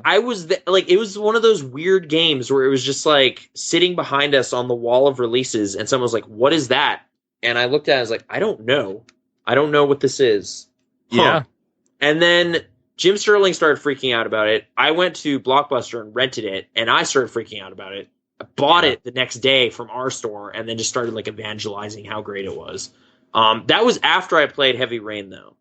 So that Okay. came out the next week. That's still a high profile game. People liked it at the time. Sonic and Sega All-Stars Racing, same time, arguably the better game, because I still play that every now and then, and I don't play Heavy Rain ever. That was kind of a weird surprise, too. Like, it's just like someone else made a kart racing game and actually put some thought and effort into it, and it's actually really fun. And you're just like, oh, weird. Okay. Sorry, I'm just scrolling down. Mega Man 10 in March, first thing of March, for me was huge because I like Mega Man games, but I know Battlefield Bad Company 2 got a lot of love. I played that. I was a little disappointed compared to the first Bad Company. Sure. But, yeah. I'm seeing Yakuza 3 here. I've heard that's good. Mm-hmm. I meant to play that, but I haven't. Metro 2033. That's actually and God of War 3. Was that the same? Oh, wow. Yay. Yeah. Okay. Yeah. That's kind of another big week. For me, Dragon Age Origins Awakening. Yeah. Because I love Dragon Age. I just love that game. Oh, shit. Origins. Just Cause 2 was February that year. Yeah, it that was. That game was on my top 10 list. I like that game quite a bit, and the multiplayer stuff just happened, and that's blowing minds all over again. That game is great. It's really, really great. We were playing the multiplayer today. 4 of us were just screwing around, like getting boats and then putting them in turbo mode. So they started flying in the air because physics wouldn't work anymore. And just like latching onto each other and shooting each other and like flying planes. It's a great experience, multiplayer now. Just to kind of expedite, I'm seeing Monster Hunter Tri here. I mean, folks love that. GTA episodes from Liberty City, that's kind of just a collection of stuff that already came out, but that's some good Alan stuff. Wake. I'm skipping down to May 18th. May 18th is kind of the day, because it is Alan Wake and Red Dead Redemption. Those are both games I played again last year. So it's like 2010 has proved to be the year of games I'm like most ready to revisit. Like, again, it's just like, this is the year this generation really just clicked, and I'm still into those games, which is kind of weird. Mario Galaxy 2 was like 5 days later.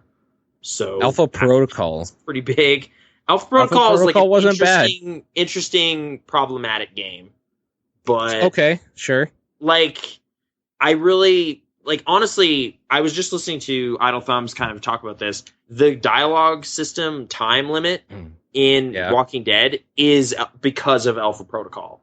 So like it's already had measurable impact on other stuff, and that was a good idea. I actually did like that game, but that's because I turned it on to easy mode and didn't mess around with the combat. Like, I was just told ahead of time, the combat's kind of janky, don't worry about it. And I was like, okay. So then I just had like a cool spy story, and it was pretty fun. But flawed, but good. What I didn't know then, and I know now, Transformers War for Cybertron in June. Yeah. So people that were in the know knew. But more importantly, Singularity. That was a great game. Kind of the last thing. I really like that game. The last thing Raven got to do before they just became yet another Call of Duty map pack team, which really sucks because that game was really pretty, like, just old school, gross. Like, just like you were just fragging dudes, and it's just like, I forgot about this. Like, where you just shoot a guy with a gun and he explodes. Like, that's just grody and weird, but kind of awesome. Like, it was like B-movie BioShock. Like, it was just having fun and didn't care and had dumb time travel logic, but again, it was a pretty solid game. Limbo is kind of the next one jumping out at me. I was going to say, can we talk about the Summer of Arcade that year and how decent it was? It was a pretty solid one. Good. Yeah. Yep. It was pretty good. I actually liked Lara Croft and the Guardian of Light because it wasn't a Tomb Raider game. Like, it was an isometric dungeon thing, right? Like, that was, people liked it. I've heard it's fun good. Co-op kind of stuff, but I only played it co-op. Actually, I think that's the last game Aaron and I played to completion together. Cooperatively, okay. Yeah, so cooperatively. Maybe revisiting that on the stream. Might be. Maybe. Okay, Scott Pilgrim versus the World, the game was great. I mean, we played that as kind of a group. I mean, I was there. So you can check out some YouTube exploits on that front. I mean, we obviously skipped over a huge one for the world, but for us, it kind of didn't matter. StarCraft 2. Oh, no, dude. I forgot that came out. I was stoked. I was in line at midnight. Oh, okay. Okay. I completely missed out on that. Yeah, I know. Like, that was a huge game, and that came out that year as well. Like, that's kind of nuts, but there it is. Also, it's a very good game. Okay. One of the most important games of the year. Yeah. Kane and Lynch 2 Dog Days. I actually thought it was pretty fun. I'm not joking. I love that game. Like, I have it, like, I had it on 360, traded it in and whatever, because I'd finished the campaign twice in a weekend. It's really short, but next Steam sale, I will buy it, because it is just gritty and gross. How much is it right now? It's $10 right now, so I'm buying it right now. Okay. I mean, it's kind of one of those things where it's like that game kind of bothered some people in terms of like the look they went for, like the shaky digital, like shaky cam stuff. Honestly, that made me sick because I played it with a friend of mine and we played like 6 hours of it. We did the campaign and then some other stuff like achievement hunting. Yeah. And I felt pretty grody after. It was bad. I mean, like that was a thing where Jim Sterling hated that game and mentioned that in his review, and I was just kind of like weird. Like I just didn't have that. Like he felt physically ill playing it, and that just didn't happen to me. I just had like a pretty good third-person shooter campaign. Like I just had a decent time. It is really short, criminally so, but it's okay. I am not gonna buy it right now because I don't want to fuck up the stream for connecting to Steam stuff. So I'm not going to risk it because we're just about done. I can wait a little bit.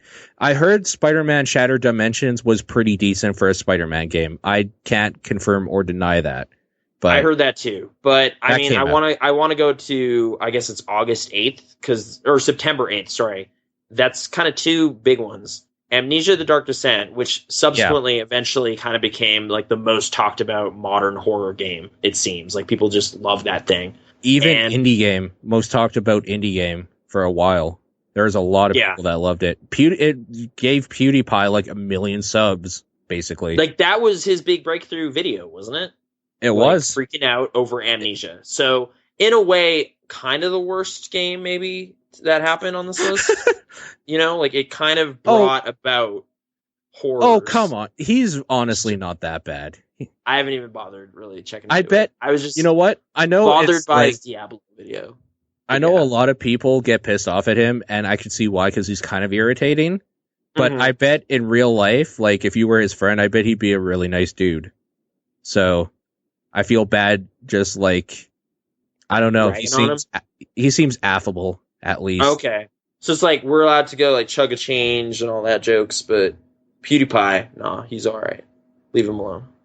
It's okay. No, that's absolutely not it. No, it's not that PewDiePie's all right. Leave him alone. It's just that saying that it brought on evils on the world, calling him an evil is a little bit more harsh than making fun of somebody's incredible wealth for what they do. Yeah. All right. just jealousy or something. That's probably all it is. I'm with you because as far as I'm concerned, he yells at video games and it gets a crazy amount of people listening to him for some reason. I don't understand it. If you like him, all the power to you. You should be listening to us. Halo Reach came out September 14th. Sorry, I was going to say Plants vs. Zombies as well, but it's just the XBLA release, so it's not as big as I thought it was. I thought that game came out that year. You know what? But yes. I was gonna say that as well, and then I saw XBLA, so I skipped it. That's why I already said September 8th was huge, 2 big games, and then I only said 1, so that wouldn't make sense. So I had to say it. But yeah, Halo Reach, that was Bungie's last Halo game. It was good. I liked it. I mean, it had ups and downs for me. Like, there were parts of the campaign I wasn't super into, but I thought it ended extremely well. Like, the last thing you do in that game was actually kind of awesome. Like, after the credits, that whole thing. Finish the fight. Yeah, they came up with some cool stuff. You kind of start the fight. I don't know. Yeah, Darksiders came out 2 more times somehow in September.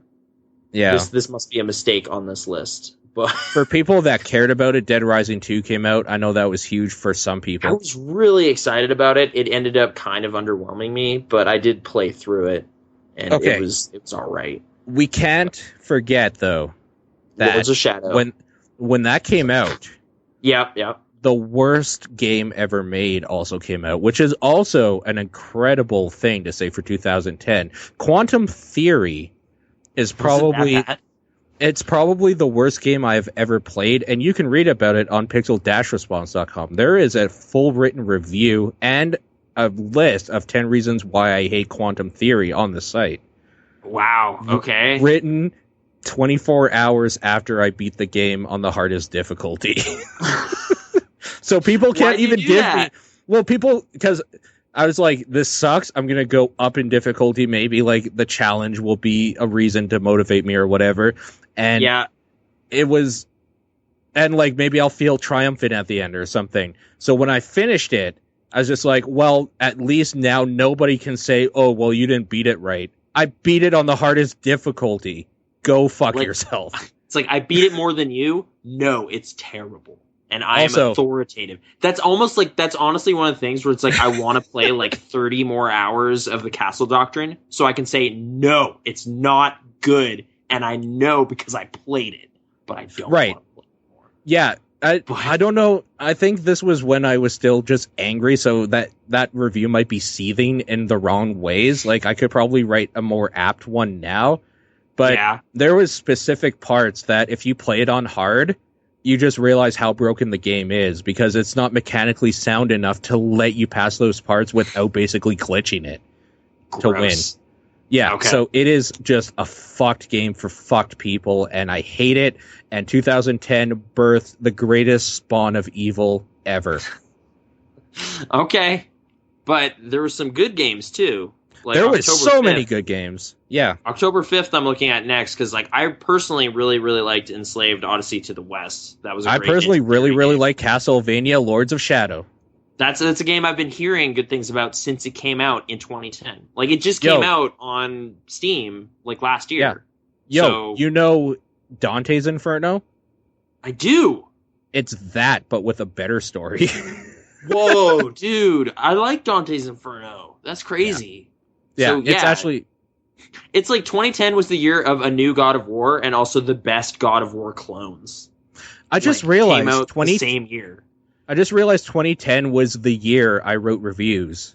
Because I have a review on basically every game I liked from that year. And that includes Enslaved. Like a full, huge review on it on the site.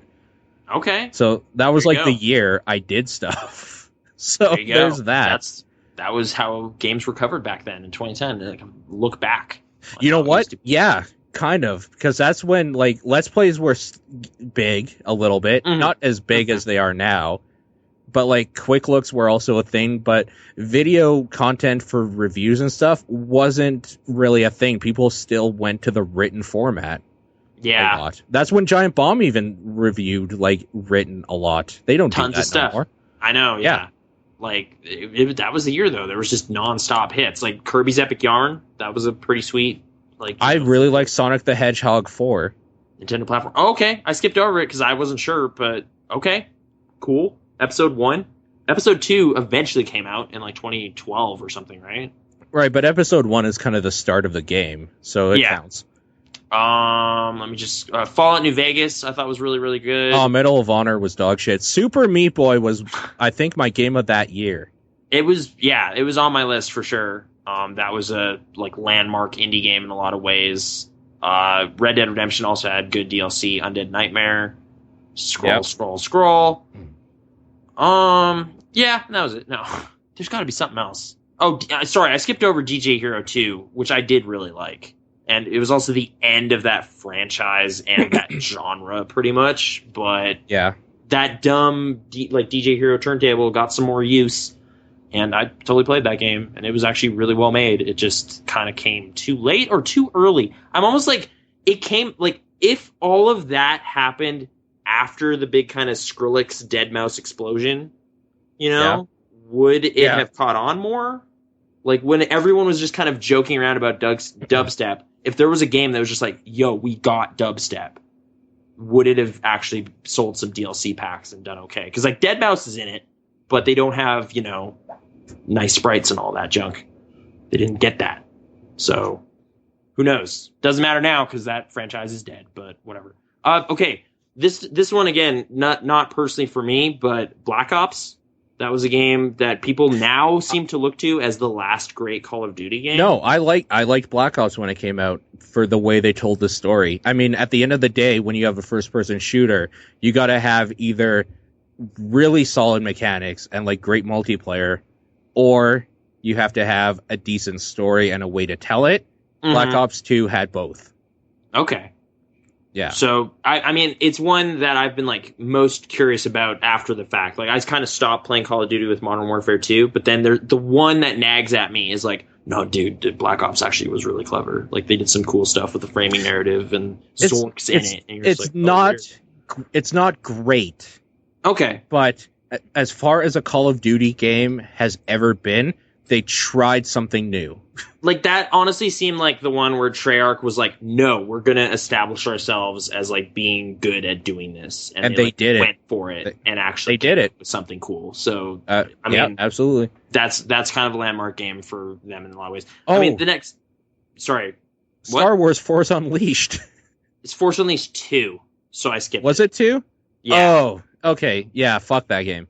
Yeah. yeah. I wanted to say Def Jam Rap Star was the only time I could unironically rap into a microphone, spit hot rhymes, and then drop it, and I would get scored on it. Yeah, we did play that a bit at your place one time. It's kind of great. It's kind of fun. I do The have problem that is game as well. Those games all need a mode where it's like, this is the career mode, this is like solo whatever mode, and this is, yo, I'm with a bunch of homies, we just want to fucking jam mode. Unlock everything.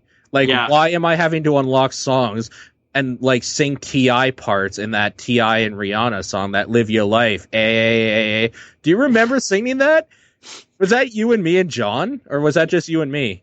I mainly remember singing, like, because it was an exclusive to the PS3 version, was Stronger, the Daft Punk Kanye I remember West you game. doing that.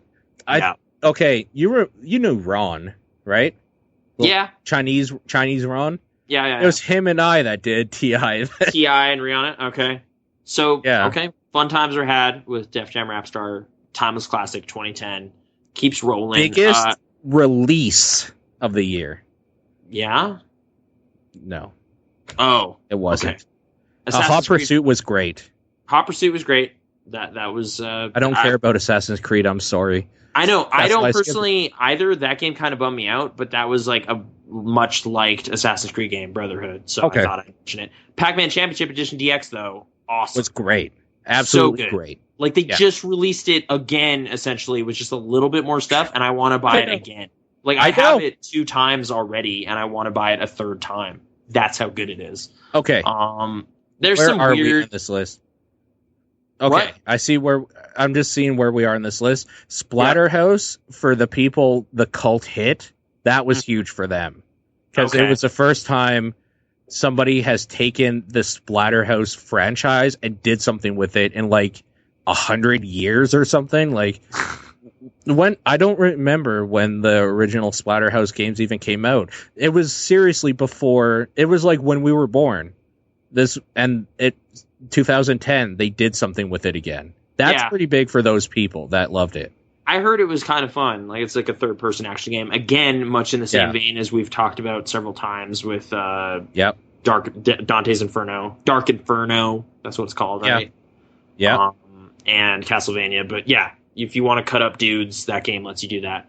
I guess it's getting a little light once you get to December. I mean, there was some high-profile stuff, like Gran Turismo 5 actually came out, which was okay, I guess. That was huge. Are you kidding? They pushed it back so much. I know, they pushed it back a lot, was- so it was kind of like a sigh of relief when it finally came out. I don't know how good it was, but it came out. Epic Mickey had like the biggest push to be like the marketing Big push thing. to convince people that it was good.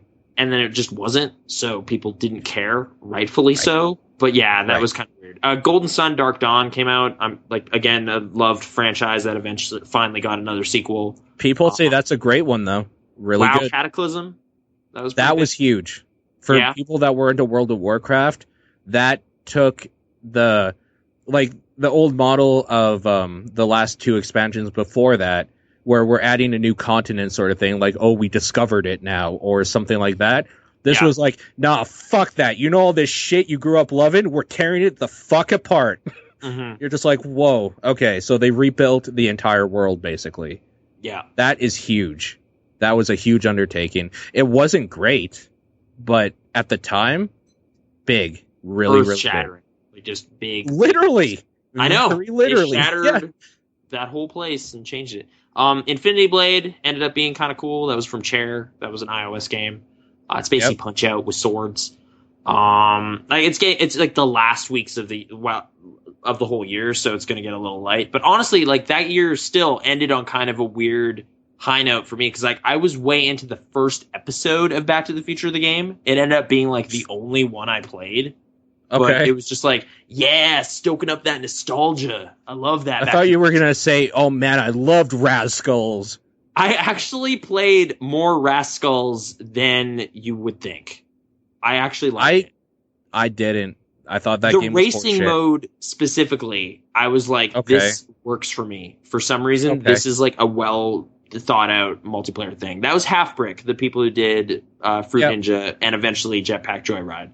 I mean, yeah, not like a landmark thing in any way, but it was like an okay XBLA game, and that was like the last 3 days of 2010. So cool.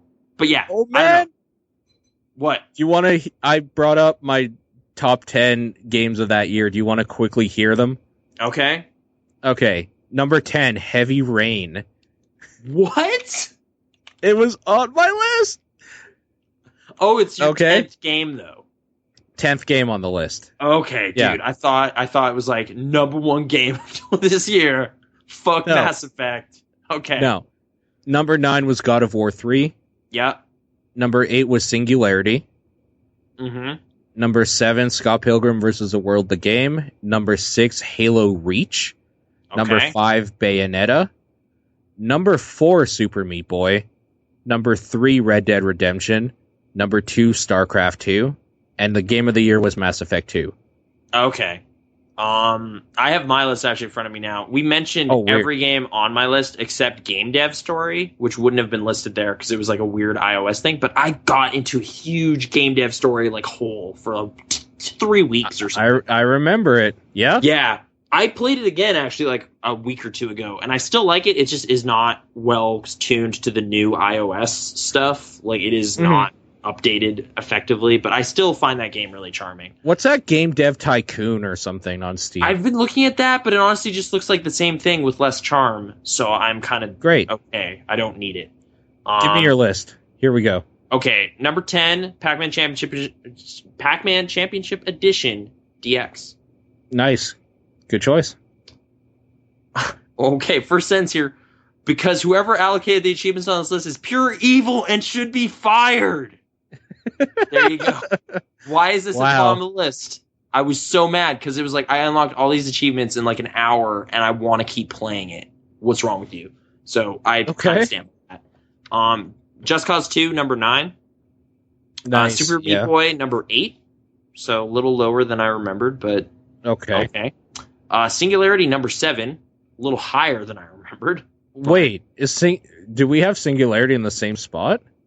Oh, are we both at number 7? I gotta just quickly check. I had closed it, but it's open again here. Lucky number 7. That's the 7th best game. Mine's number 8. Okay, but right around the same area. We're there, yeah. Game Dev Story was my number 6. Okay. Limbo was number 5. I played it a bunch of times. I just kept going through it. I did all the achievements. That game. You were full in. Yeah, I really liked it. Fallout New Vegas was number 4. Okay. I actually got way into that one. Fallout 3 didn't pull me the same way this one did. This was my like big Bethesda thing for a while. Mass Effect 2 was number 3. Okay. So I really liked it, but it didn't quite get there. Oh, may have ranked higher if I had played it more recently. Still putting off that Insanity playthrough. I eventually did do that. Number 2 was Red Dead Redemption. Okay. And number 1 was Deadly Premonition. By several miles, this game is far and away the most mind-bending, weird, out-of-left-field game I played this year. So there you go. Because of this game, I watched all of Twin Peaks. There you go. So 2010, look back. That is our, I'm officially crowning that game as like that is the year of this generation. That was the year it all came together and the best stuff just kept happening and it was awesome. So if you disagree, you're wrong, but you can write us and explain why. Yeah, but we'll probably not answer it. We probably will actually.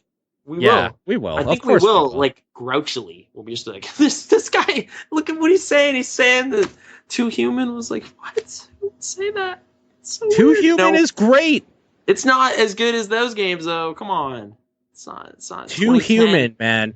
Too Human gets a bad rap for being unoriginal, kind of clunky, and garbage.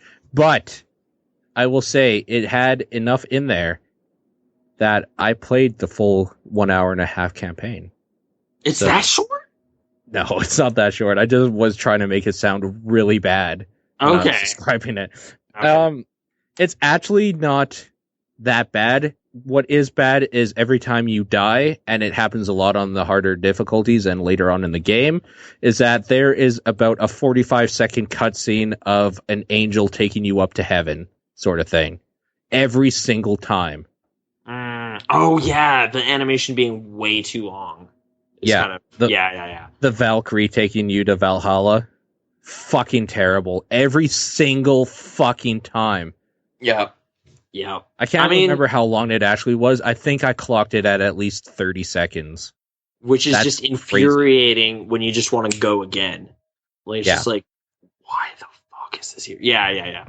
But I don't know. I mean, we've been kicking that idea around for Game Dudes one day, maybe. So I know. It's a game I'm like, I like that developer a lot, and they just kind of imploded really fantastically after that game. So it's just kind of like, we should look at this. Like, this was a noteworthy thing that, like, honestly, the one thing I keep, like, thinking back to was apparently it started going down the direction that Arkham's combo system did before Arkham. Okay. You know? Yeah. Like, where you're kind of, like, juggling between dudes. It's just they didn't have the slick animation, so you just kind of awkwardly slide from dude to dude. Right? Yeah. Like you were on weird, like, rocket blades. It's really weird. It's really funny, though, because when there's a bunch of dudes and you're literally just jumping around the whole screen, it's hilarious. It is fucking ridiculous. Yeah. Okay. It's great. But I heard you could juggle a lot of combatants really effortlessly, and that's kind of sweet. Yeah.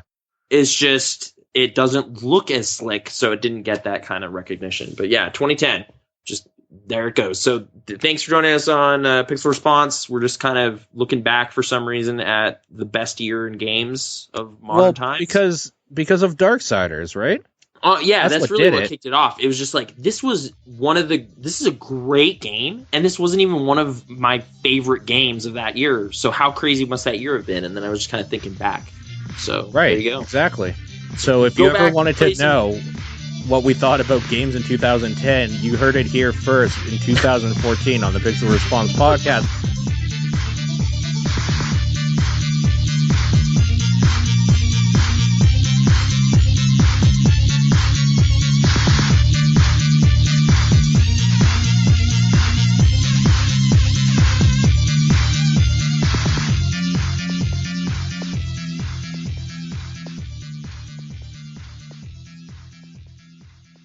Timely content.